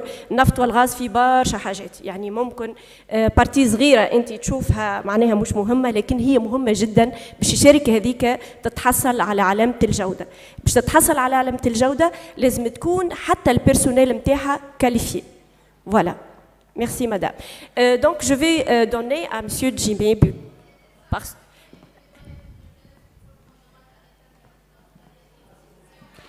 Oui, bravo. Il faut vraiment qu'on soit à la hauteur. Il y a certains qui ont fini leurs études, ils ont ces compétences, et il faut que ces institutions elles soient chez nous. Bravo. Il ne faut pas que nous sommes en train de déjà vers le gaz qu'il va être, et je suis sûre qu'ils vont essayer d'engager une autre société qui va venir comme Tasias utiliser ça. Bravo. Et nous, si on forme nos jeunesses, Moi, par rapport à moi, je suis une organisation et je suis prêt même à mobiliser. Levez les doigts avec elle. Levez les doigts avec elle. Je suis prêt à mobiliser les jeunesses. Mon bureau est ouvert pour tous les jeunesses. Tous ceux qui veulent exprimer de ça, on fait un plaidoyer ensemble, on demande ça. Parce qu'ici, à l'État, il existe des locaux qu'on peut donner pour votre institution sans même payer. Et même des frais, on peut avoir comment on peut réaliser ça. Il ne faut pas que toujours il vienne des sociétés pour utiliser nos pétroles, nos gaz, et nous, on ne fait rien. Bravo. Nos jeunesses sont prêts. Il y a pas, même s'ils ne sont pas formés, on peut déjà demander comment ils vont se former. On est prêt à ça. Il faut qu'on fasse nos jeunesses un plaidoyer. Voilà, bravo. Mon bureau, à mon sortie ici, tous ceux qui veulent mon adresse, mon bureau, il est à Darnaïm. Et je suis prêt pour un plaidoyer pour nos jeunesses. Soit qu'on part au président, au ministre, au tout. Il faut qu'on trouve des institutions qui peuvent nous former. Ce n'est pas que nous, on va donner l'initiative pour les États-Unis. Nos jeunesses en juin, c'est 30 000 personnes. Ils ont parti en Amérique. 30 000 personnes de nos jeunesses, nous sommes en train de perdre notre bras valide. Les gens de France, les gens qui étudient en France et aux autres pays restent là-bas comme caissiers en attendant qu'ils peuvent investir ici, s'ils ont de l'opportunité. Bravo, madame, je vous salue. Voilà, c'est ce que vous allez faire, c'est ouvrir une institution dès là, maintenant, quand vous sortez et vous finissez ce forum, il faut être solide ensemble, il faut prendre les signatures de chacun, les personnes qui veulent s'impliquer dans une telle formation, c'est le moment ou jamais pour se lancer. C'est à vous de voir avec eux. Là, c'est un forum de networking, de vrai networking. Le retour sur investissement reviendra sur les résultats de ce forum. Mais tout d'abord, essayez de vous former en anglais. Spécialement, si vous allez entrer dans le secteur pétrolier, vous devrez être capable de parler parfaitement et écrire de l'anglais. Voilà, merci madame. Alors, si monsieur Jimé n'a pas de remarques, on passe à l'autre intervention. Après avoir entendu ces cris du cœur de la part de certains d'entre vous, je ne peux arrêter ma communication comme ça, en faisant la sourde oreille. Il faudrait bien que je réponde, que je dise en tout cas, mon niveau, le niveau d'information que j'ai, que je donne en tout cas cette réponse.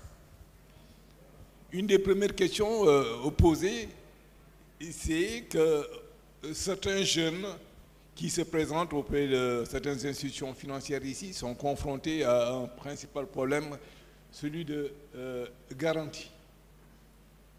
Moi-même, je suis banquier, j'ai été directeur général de banque. Je reconnais une chose, c'est que malheureusement, je dis, les banques, encore telles que nous les avions avant, n'étaient pas adaptées enfin à notre environnement,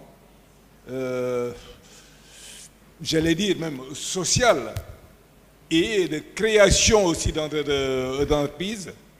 Il a fallu donc qu'on y réfléchisse, qu'on voyait en tout cas comment améliorer et faciliter l'accès au crédit pour vous, pour la jeunesse. Pas pour les commerçants seulement, surtout pour la jeunesse, ceux qui veulent créer leurs entreprises, mais pas seulement ceux qui importent, qui achètent pour revendre. Mais une réflexion a été menée sur ce plan et pendant longtemps, on est arrivé à certaines conclusions. Maintenant, elles sont appliquées et peut-être que ça ne satisfait pas tout le monde, mais en tout cas, il y a un début de solution qui est là. Le deuxième point, c'est que l'on dit très souvent que dans certains secteurs hautement enfin, techniques et enfin, technologiques, notamment en tout cas pour ce qui est mine et en particulier le pétrole et gaz, on a tendance à faire appel à de la main-d'œuvre étrangère. C'est vrai, je le constate bien, madame. Je le constate pour avoir évolué en tout cas dans tous ces secteurs. Je le constate.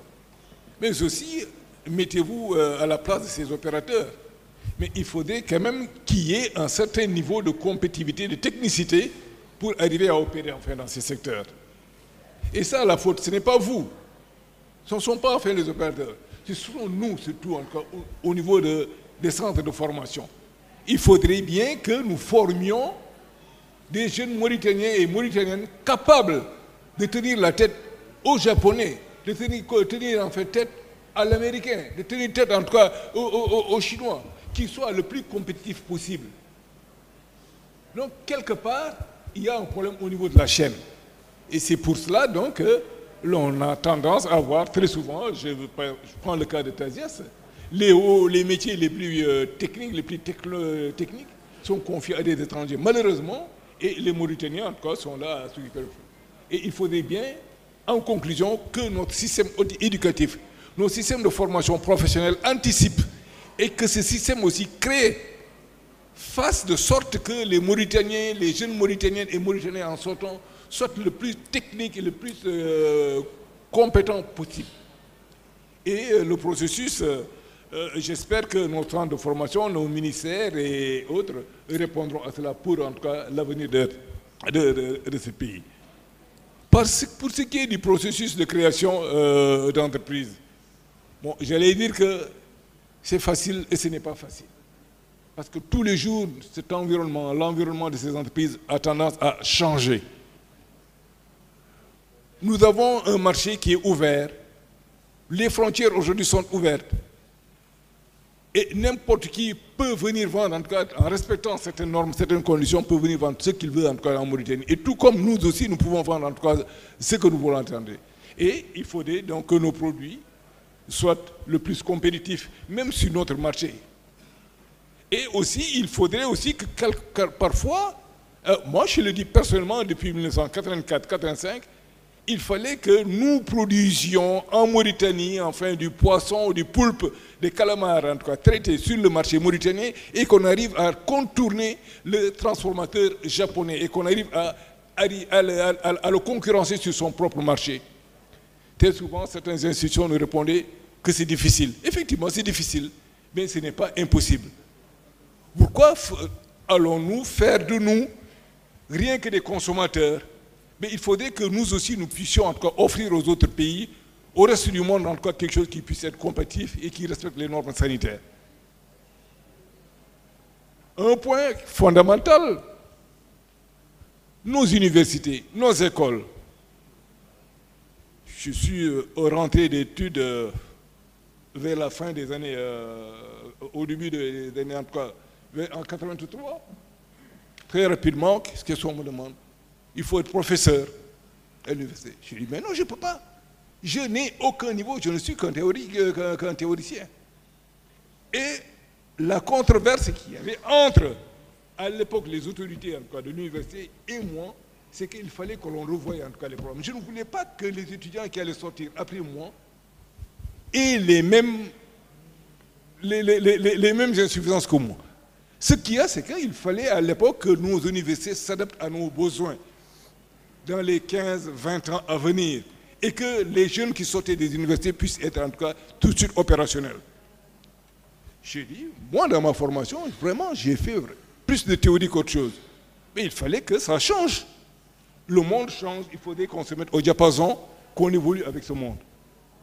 Malheureusement, nos écoles sont restées pratiquement au même niveau. Les centres de formation, il y en a, mais ils ne sont pas très très nombreux.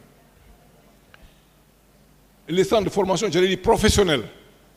Surtout les centres de formation, excusez-moi, j'ai oublié ce terme, les centres de formation professionnels. Et un point qui est très très important, qui est fondamental, quand on voit à la banque, le banquier nous accompagne, on va voir le médecin pour se soigner, le médecin nous accompagne. Nous allons, je ne sais pas, au marché pour acheter du poisson, le vendeur de poisson nous accompagne. Et aussi l'État omnipotent, l'État qui est fort, doit aussi nous accompagner, doit accompagner la jeunesse pour la création d'emplois, pour son adaptabilité à cet environnement d'aujourd'hui, de demain et d'après-demain. Il faudrait donc qu'il y ait de très bons centres de prospective et de prévision, dans le cadre, enfin, dans lesquels centres de prévision et de prospective, que l'on tienne compte de tous les éléments. Ceci dit, quand on veut faire de l'informatisation, il ne faudrait pas confier l'informatisation aux seuls informaticiens, mais aussi aux consommateurs. Et quand on veut créer encore de très bons centres de formation qui répondent aux besoins d'emploi du pays, il faudrait parfois qu'on associe certains d'entre vous certains très jeunes, parce que vous connaissez vos problèmes plus que nous autres, et il faudrait qu'on vous informe sur la situation, c'est-à-dire de quoi sera fait et de quoi demain sera fait, et que vous nous disiez aussi ce que vous pensez de la situation actuelle et future. Voilà en tout cas quelques points d'éclaircissement que j'ai voulu en tout cas ajouter à mon intervention. Merci Monsieur Djimé. Merci Madame. Merci. Donc c'est bien dit, si on veut, on peut. Ce pouvoir dépendra de vous. Donc à la fin de ce forum, donc assemblez-vous et faites donc en sorte, l'État ne va jamais vous entendre sans lui écrire. I'm so sorry because there is someone who asked a question in English. Please let me know what is your good name. Yes. You are from which country? Yes, the mic. We are sorry because I think that no one answered your questions. Yes, you got the idea that I will answer you.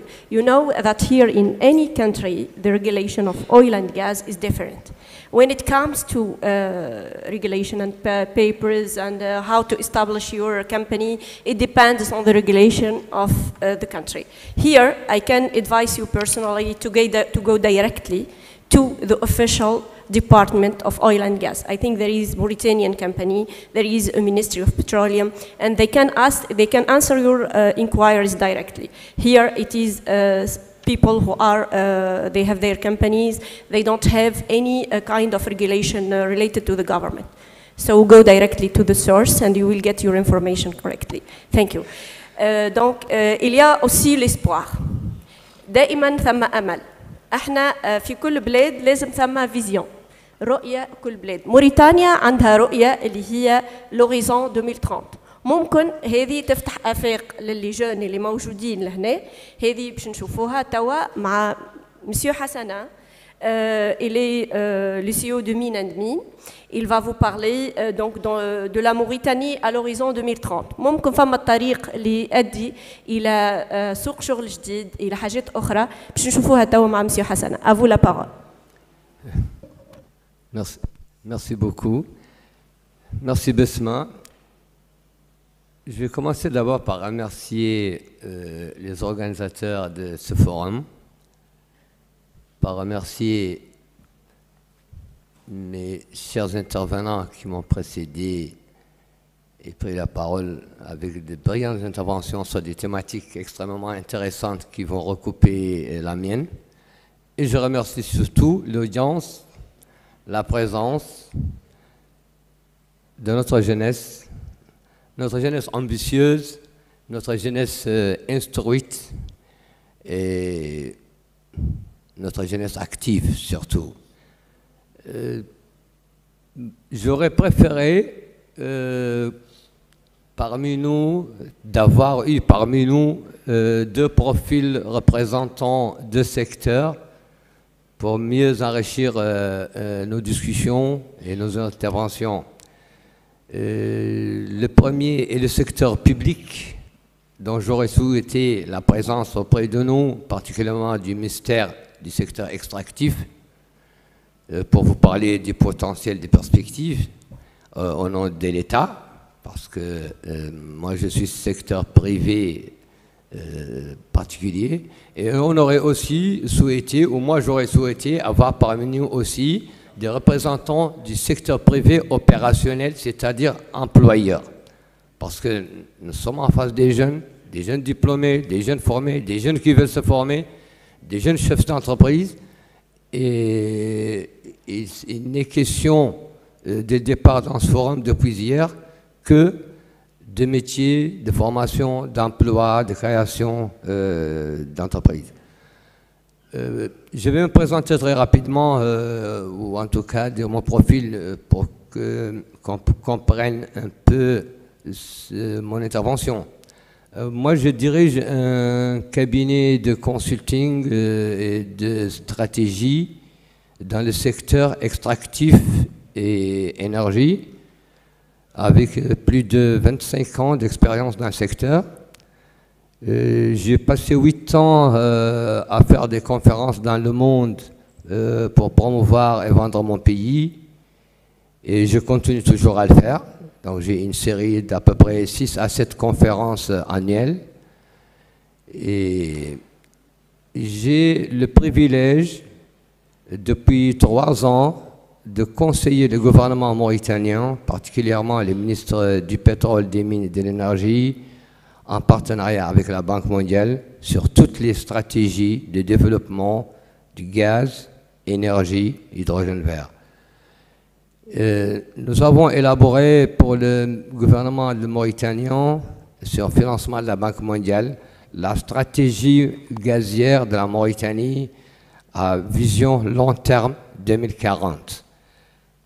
Et ce qui fait qu'aujourd'hui, Madame Besma, les organisateurs de ce forum, souhaiteraient que je parle de la Mauritanie en 2030. Et moi, je vais la résumer en quelques mots. Je dirais que la Mauritanie en 2030, c'est une Mauritanie prospère, c'est une Mauritanie développée et c'est une Mauritanie surtout en sérénité avec sa jeunesse. Je veux dire par là, pour mon intervention, je vais m'étaler un peu sur des sujets que j'aurais souhaité des représentants du secteur public en parlent, mais comme quelque part je peux les représenter, et je représente la jeunesse aussi. La Mauritanie en 2030, c'est celle qui va se préparer aujourd'hui et qui aurait dû déjà commencer à se préparer il y a déjà 4 ans. Nous parlons secteur extractif et énergie. M. Jimmy l'a dit avant moi, secteur extractif, nous sommes dans le pétrole, le gaz, les mines.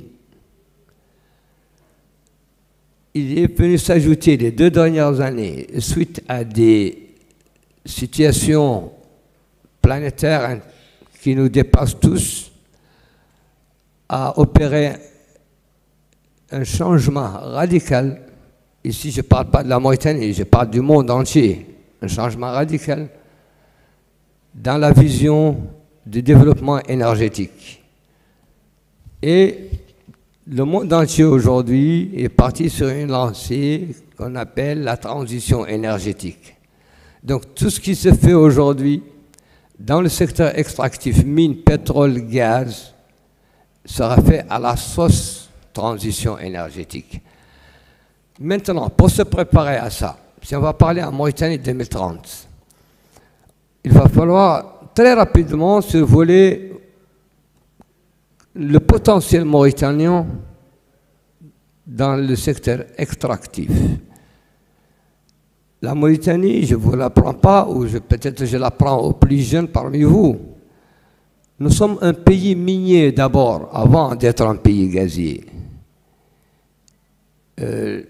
Notre secteur minier, qui s'est développé depuis plus d'une 40aine d'années, n'a pas encore su générer la valeur économique garantissant un minimum d'emplois décents nationaux, ni d'émergence d'un secteur privé prestataire de services dans le secteur minier. Et ce qui nous renvoie à 2 thématiques essentielles dont l'une, M. Jimmy en a parlé, qui est le développement de la chaîne de valeur, et de l'autre côté, c'est le développement du contenu local, qu'il soit en termes de création d'emplois ou en termes de création de jeunes entreprises. Mon propos ici, il va rester à un niveau très stratégique. Je ne rentrerai pas dans les détails, sauf pour répondre à certaines questions, parce que déjà, par notre travail, c'est ce que nous faisons, et parce que là où je vous parle aujourd'hui, nous conduisons des études, des stratégies pour la création et la mise en place de projets à très court terme pour la Mauritanie, dans le secteur du gaz et des mines. Je ne pourrais pas en dire plus, mais c'est dire qu'il y a beaucoup de promesses, il y a beaucoup de promesses de création d'entreprises, il y a beaucoup de promesses de création d'emplois, il y a beaucoup de promesses d'investissement. Ce qui nous pave le chemin de la prospérité d'ici à 2030. Et 2030 aussi est une date, je dirais, plus ou moins butoir planétaire. Parce que la vision transition énergétique partout dans le monde, que ce soit la vision de l'Union européenne, que ce soit la vision du Japon, que ce soit la vision des États-Unis, et surtout la vision de l'Afrique en tant que continent, ont tous des cibles à horizon 2030. C'est pourquoi l'année 2030, Inch'Allah, est une date butoir à laquelle nous devrons nous préparer dès maintenant. Et vous allez me dire comment. J'ai dit, le potentiel minier, je ne m'attarde pas là-dessus. Le potentiel gazier, nous avons un potentiel gazier, pour ne pas vous brouiller l'esprit avec des chiffres de volume gazier. En tout cas, la Mauritanie, aujourd'hui, en termes de gisement, se place parmi les 5 premiers gisements en Afrique, avec des potentiels d'investissement qui se chiffrent en plusieurs milliards de dollars et des potentiels de création d'emplois. Et pour revenir à la création d'emplois et la création d'entreprises, PME, PMI, il a été démontré, et nous l'avons démontré dans nos études et dans nos rapports au gouvernement mauritanien, qu'il va falloir passer par la formation professionnelle d'un côté et par l'accès aux capitaux et au financement pour les PME. Pourquoi j'ai dit que je vais rester sur du stratégique. Création d'emplois sans formation professionnelle dans le secteur des mines, du pétrole, de l'énergie et du gaz, c'est peine perdue. Et saisir les opportunités en termes de prestations de services, de création d'entreprises. Je parle des petites et moyennes entreprises et des jeunes entreprises sans accès aux capitaux est peine perdue aussi. Maintenant, après les causes, depuis hier, on a entendu de très intéressantes interventions qui toutes nous ramènent à ces deux problématiques auxquelles moi je ne peux pas répondre pour plusieurs raisons, bien entendu. J'en ai fait le constat, nous en avons étudié les origines, les racines, et nous avons recommandé des pistes de solutions. Je suis optimiste de nature et je dirais, en m'adressant à vous aujourd'hui et à ceux qui éventuellement entendront mes paroles, que la Mauritanie, dans les 5 prochaines années, est promise à beaucoup de prospérité qui engendrera un très bon développement socio-économique, un très bon développement de son tissu industriel par le développement des chaînes de valeur gazières et surtout énergétiques. Il y a plusieurs projets qui sont déjà dans les pipelines à horizon 3 à 4 années et ce sera une très grande opportunité pour notre jeunesse. Et là, je parle de notre jeunesse bien formée, notre jeunesse instruite et notre jeunesse volontaire. Je sais, plus tard, on me dira, former, on revient à la formation. J'ai déjà entendu toutes les interventions sur la problématique de la formation.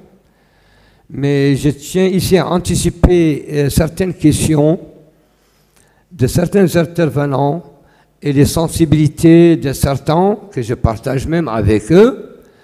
Quand j'entends quelque part, des fois, nous dire non, pourquoi chaque fois c'est les expatriés, les multinationales, elles viennent, elles exploitent nos ressources naturelles, nous n'en profitons pas. Je n'ai jamais été d'accord à cette, disons, à cette vision des choses. Je ne la partage pas avec mes concitoyens. Parce que par expérience, ou peut-être que nous qui sommes un peu dans ce métier et travaillons beaucoup avec les multinationales, je voudrais bien dire à nos jeunes diplômés, à nos jeunes futurs diplômés, à nos jeunes entrepreneurs, qu'une multinationale qui opère en Mauritanie, dans le secteur des mines, du gaz,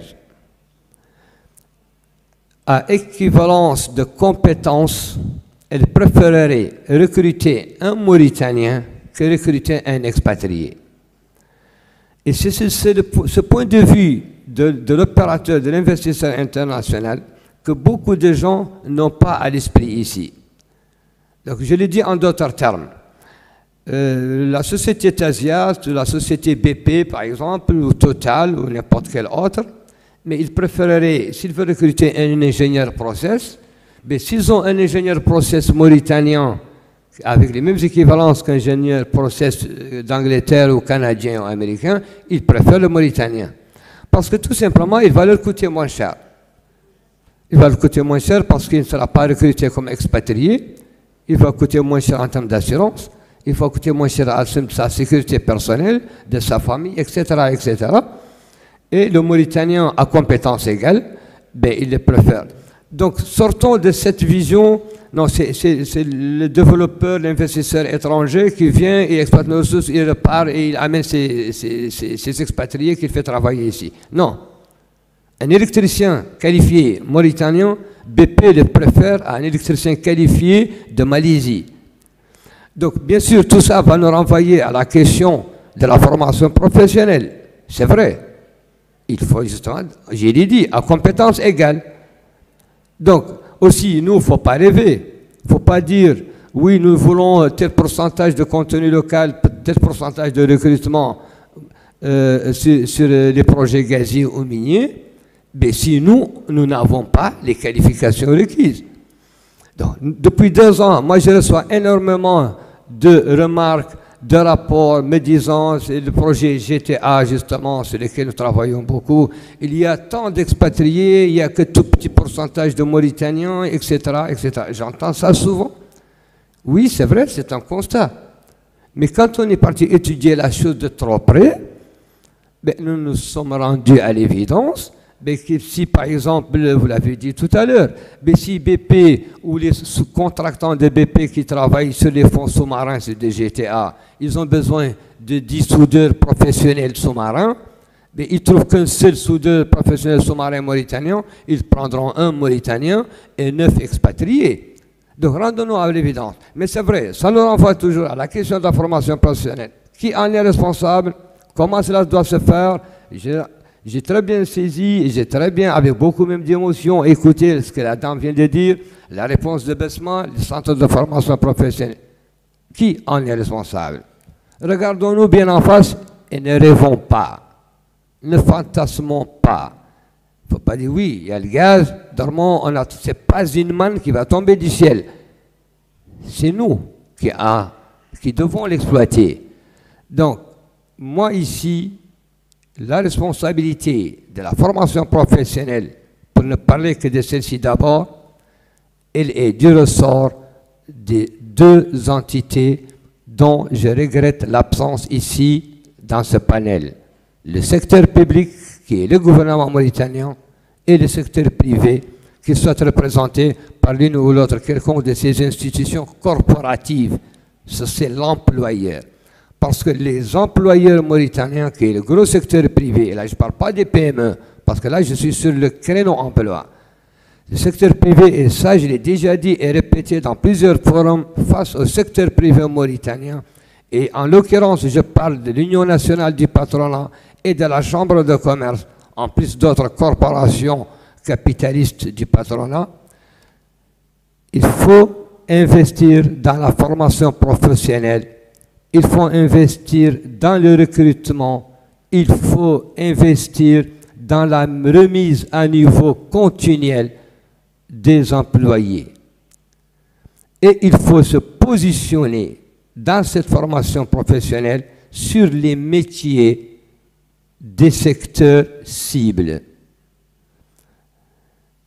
Pour l'aspect accès aux capitaux, je peux pas dire plus que ce qui a été dit hier dans les discussions, mais toujours est-il qu'il faudrait un très bon rapprochement, une très bonne connivence et collaboration entre le secteur privé capitalistique national et les pouvoirs publics.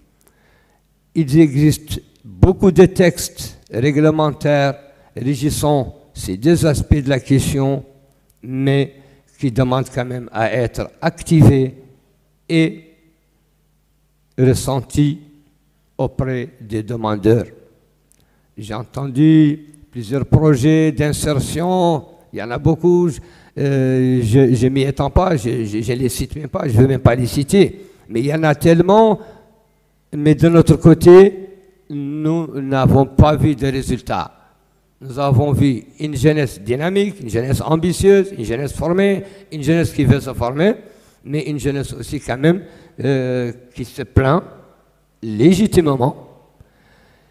Et voilà, donc moi je voulais parler de la Mauritanie, ou je devais parler de la Mauritanie en 2030, et je n'ai pas encore bougé de la journée d'aujourd'hui. Donc je suis très loin de 2030. Je dis ça, c'est pour dire que ce que j'ai dit, je veux le traduire dans les faits.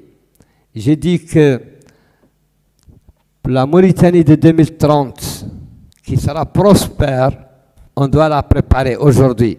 C'est pourquoi je n'ai pas voulu quitter aujourd'hui dans mon intervention. Je reste toujours dans l'aujourd'hui.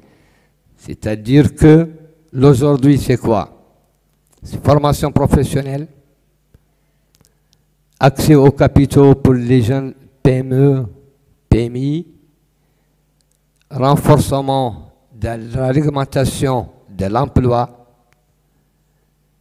et surtout, spécialisation dans les métiers du gaz, de l'énergie et de ce que j'ai parlé de transition énergétique. Les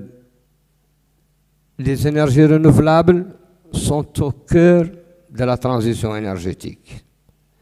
On parle beaucoup d'hydrogène vert. L'hydrogène vert, c'est l'énergie renouvelable. Il n'y a pas d'hydrogène vert sans énergie éolienne ou sans énergie solaire. Et le portefeuille de projets annoncés et de volumes d'investissement annoncés pour les 10 prochaines années, ce sont des chiffres qui tout simplement donnent les vertiges au regard de la situation économique du pays, situation du chômage, situation de l'emploi, situation de notre secteur privé. Donc moi je dis, toujours dans mon optimisme, sur les 5 prochaines années, il y aura beaucoup de création d'emplois, il y aura beaucoup de services à offrir et nous devons commencer à nous y préparer dès maintenant. J'ai été assez long, assez vague, je le sais, mais je voulais rester dans le stratégique qui est mon domaine d'expertise, bien sûr, parce que je conseille les gouvernements que sur les aspects stratégiques des questions.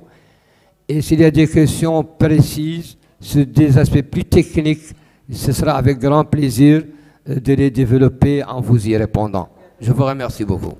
Merci beaucoup. Merci, M. Hassana. C'est vrai, la vision n'est pas encore claire. 7 ans encore. Est-ce que dans ce forum de compétences, on a dit c'est le forum des compétences, découverte des métiers d'avenir. Durant la première et la moitié de la deuxième journée, est-ce que vous avez découvert les métiers? Je pense que M. Hassana, il a répondu clairement. C'est la formation professionnelle. Je pense si vous êtes donc un ressortissant en 2005, vous avez fini votre licence en 2005, est-ce que vous suivez l'actualité d'aujourd'hui en 2023? Je pense que non. Si vous êtes un bachelier ou bien vous avez fini votre graduation en 2005, faites-vous encore former. parce que l'avenir dépendra de vous. Cette vision de 2030, c'est 7 ans encore. Ces 7 ans, initiez-vous à la vie professionnelle, essayez de se positionner au sein de plusieurs entreprises, frappez à la porte, n'attendez personne. Moi, je vous dis une chose que j'ai vécue personnellement. Moi, je travaillais depuis 2007 dans mon propre entreprise. Vous dites peut-être que j'ai l'argent, non. Moi, j'ai commencé par 1000 dinars. 1000 dinars, c'est 1000 dinars tunisiens, veut dire c'est rien. Donc 1000 dinars, j'ai ouvert ma première boîte. Qu'est-ce que je fais? Moi, je suis spécialiste en marketing international. Ma formation, elle est anglais et marketing international. Qu'est-ce que j'ai fait? J'ai ouvert une boîte de événementiel. Comment j'ai eu l'idée? Moi, je suis une personne qui aime bien s'évader et voyager par mes propres moyens. J'économise et je pars. Mais j'aime bien travailler en pépinière d'entreprise. Ouvrir les portes, ouvrir les mains et travailler en ensemble. Peut-être en Tunisie, on a créé les pépinières d'entreprise et les parcs internationaux et les centres pour qu'on puisse avoir ce partenariat ensemble. Moi, si je connais quelqu'un qui est dans ma spécialité, je suis prête au partnership. Entreprendre, c'est pas être un entrepreneur unique. Entreprendre, c'est pour moi, c'est le matchmaking ensemble. C'est le partenariat ensemble. Je vous ai déjà dit, trio, or duo, ou bien 4. Faites-vous économiser ensemble et travailler en une seule pépinière. Cette pépinière d'entreprise, pas uniquement ma spécialité, et je vais donc travailler dans ma spécialité. Moi, je suis en marketing, mais je ne suis pas en marketing de service. Et donc, j'ai pu choisir cette boîte, et j'ai fait les événements, j'organise le premier, le deuxième, le troisième. J'ai pu avoir un networking. À chaque fois, je fais un événement professionnel, que ce soit food and beverage, petroleum, ou peu importe la chose, j'ai pu maintenant faire une assise internationale. J'ai ouvert des bureaux de partout par les 1000 dinars. La seule chose que je vous dis, c'est tenir debout et faites confiance en soi. C'est tout. N'attendez personne. Et personne, ni mon père, ni ma mère, ni le fonds d'investissement, ni être courageux uniquement et avoir le potentiel. Ma seule question maintenant, parce que M. Hassana, il a tout dit pour cette vision. Il a raison de ne pas dire le tout parce que la vision dépendra de l'État. 7 ans à venir, c'est l'avenir des jeunes. Maintenant, vous avez le temps de choisir les compétences qui partent de l'État, de la conjoncture et des besoins de 2030. Par rapport à ces projets, l'hydrogène vert d'abord, c'est un secteur totalement nouveau au niveau mondial. Et il a pris un coup d'accélérateur suite à la crise énergétique que vit le monde, après Covid aussi. Pour répondre à votre question plus directement, et par mon expérience,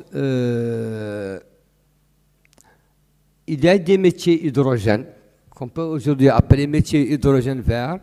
Il y a le développement de la chaîne de valeur hydrogène vert sur laquelle moi, personnellement, en tant qu'expert à l'international, je travaille énormément et pour laquelle je plaide.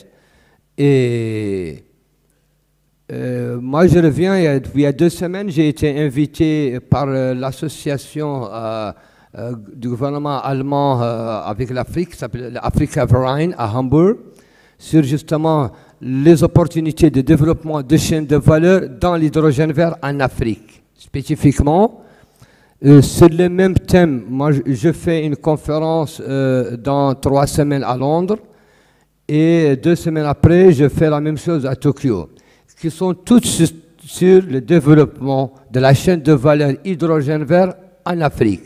Pourquoi en Afrique? Parce que l'un des plus grands potentiels hydrogène vert, c'est en Afrique. Et quand on dit hydrogène vert, vous allez me dire pourquoi. Je l'ai dit tout à l'heure dans mon intervention. Hydrogène vert, ça veut dire solaire et éolien. Développement de l'énergie solaire et développement de l'énergie éolienne.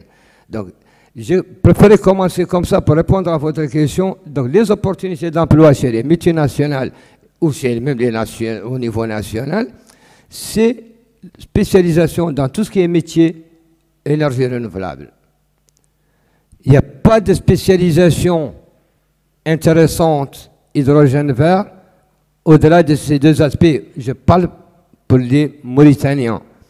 Bien sûr, parce que le reste de le reste du concept de production d'hydrogène vert, on est dans la très haute technologie, c'est très complexe et ce n'est pas ce qui est avisé par nos diplômés ou nos futurs diplômés. Parce que le principe de l'hydrogène vert, le principe déjà de la production, le principe scientifique, c'est la technologie de l'électrolyse. L'électrolyse, c'est un processus extrêmement complexe, mais qui ne repose d'abord que sur l'énergie renouvelable. Donc il y aura chez nous, Inch'Allah, énormément de champs éoliens et solaires.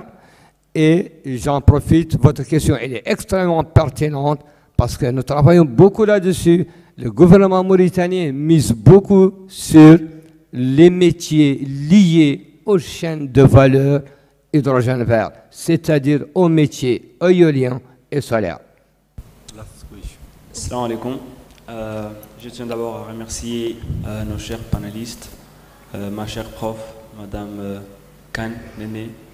Salut, long time no see. Je m'adresse à Monsieur Mbérik. Je me permets de retourner un peu sur le début de votre discours. Plutôt, vous avez parlé d'une stratégie que vous avez ou que vous étiez une contrepartie entre la Banque mondiale et l'État mauritanien. Moi, je suis un prototype de cette stratégie et je pense qu'il y a un bug.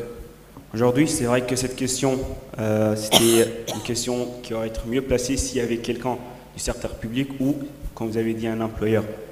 Mais aujourd'hui, si la Banque mondiale accorde un financement pour la formation professionnelle, pour monter en compétence la jeunesse mauritanienne, pour ses nouvelles prospections, pour ses nouvelles découvertes en pétrole, normalement, l'accompagnement, il doit arriver jusqu'au bout.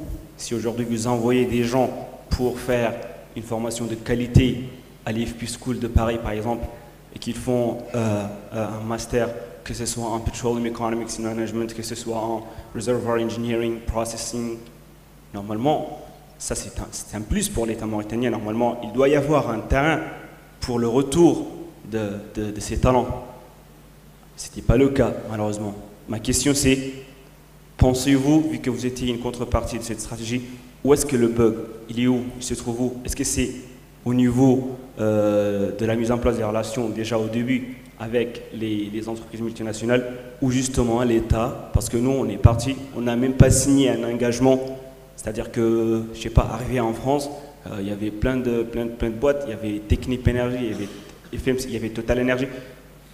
On avait en fait la chance d'intégrer des boîtes, des multinationales. Pourquoi l'État n'exige pas à ces gens dont on a vraiment investi beaucoup d'argent? Pourquoi il n'y a pas une stratégie assez claire?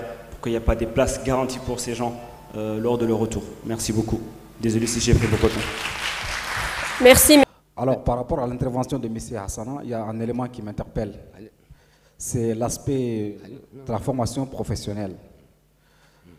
C'est vrai qu'ici, on a beaucoup d'écoles professionnelles, mais quand on dit qu'une école est une école de formation professionnelle, elle doit l'être véritablement. Parce qu'en 2019, j'ai eu le privilège de visiter une école professionnelle pendant quelques jours par rapport à un certain nombre d'activités. Et j'échangeais beaucoup avec les apprenants. Voilà. Les apprenants venaient faire leurs cours et puis rentrent. Et j'ai beaucoup échangé avec eux par rapport au contenu de formation. Et voilà, je leur ai dit que c'est bien tout ce que vous faites, mais moi, si j'étais à votre place, j'allais arrêter cette formation. Et ils étaient étonnés. Et il y a l'un d'eux qui m'a dit pourquoi. Je leur ai dit qu'on n'envoie pas son enfant dans une école professionnelle pour qu'il ait 18 ou 19 de moyenne. C'est pour apprendre un métier. Est-ce que vous voyez? Donc, le premier objectif d'une école professionnelle, c'est l'objectif professionnel. Alors ici, il me semble que le premier objectif que l'école cherche, c'est l'objectif pédagogique. Et il y a un problème. Donc du coup, il y a ce point-là. Une école professionnelle qui accorde une place prépondérante pour l'aspect théorique par rapport à l'aspect pratique, c'est qu'il y a un problème. Donc c'est ça le véritable problème ici. Et tantôt, vous avez dit que les multinationales préfèrent recruter les ressources locales. Mais si ces jeunes ont les mêmes compétences que les expatriés, effectivement, je suis d'accord. Mais pourquoi ces multinationales font appel aux expatriés? Parce que nos jeunes ne sont pas compétitifs. Nos jeunes ne sont pas compétitifs. Donc, une école professionnelle qui met en avant l'aspect pratique et l'aspect théorique, par exemple, par rapport à l'aspect pratique, c'est qu'elle a failli à sa mission. Et ça, on voit tout le temps ici, c'est comme ça. Merci beaucoup. Donc, c'est la dernière question. On s'excuse. Déjà, après, vous pouvez contacter les intervenants. Ils sont là directement si vous avez d'autres questions. Ok, merci pour toutes ces contributions.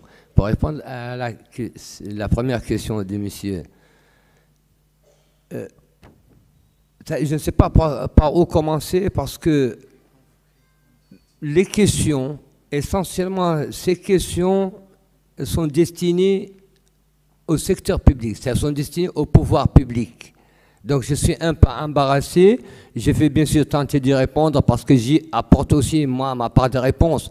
Mais en y répondant, je ne peux qu'exprimer mon propre avis par rapport à vos questions.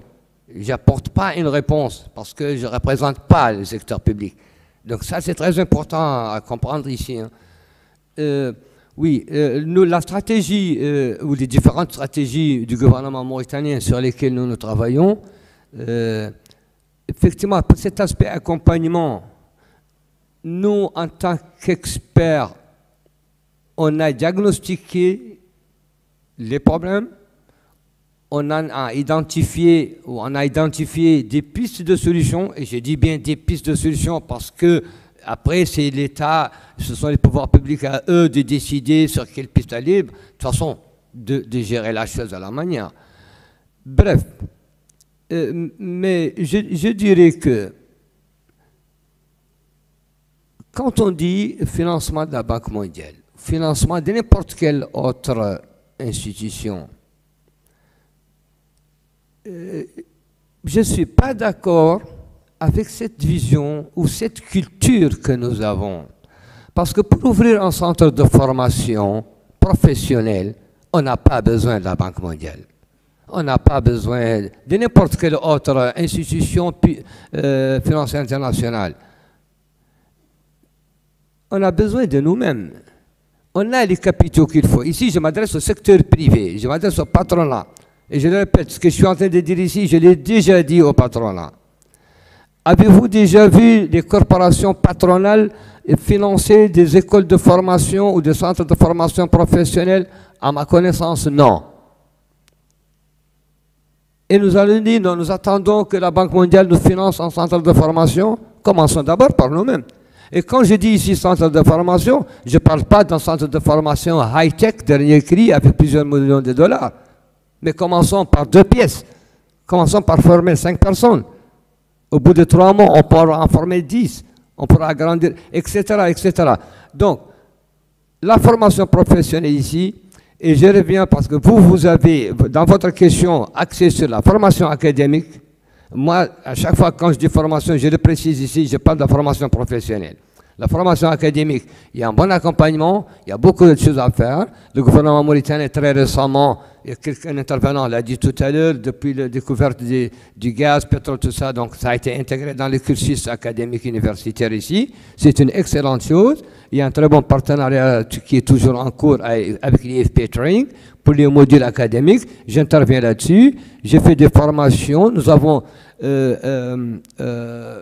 amené avec nous avons fait bénéficier quelques ingénieurs et quelques directeurs du ministère du pétrole et de la SMH de quelques formations en Afrique du Sud. Moi, j'ai dirigé 4 modules.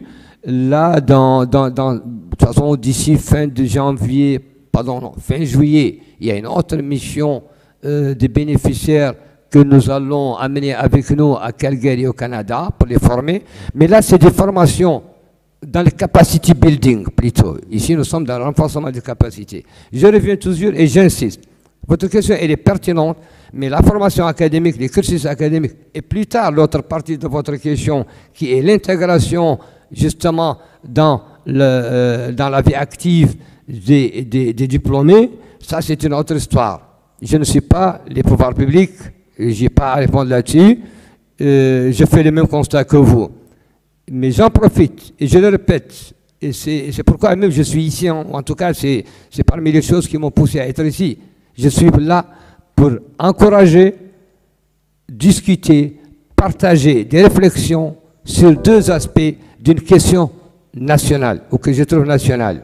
C'est la question de l'emploi des jeunes, et la question de l'accès au financement pour les jeunes entreprises.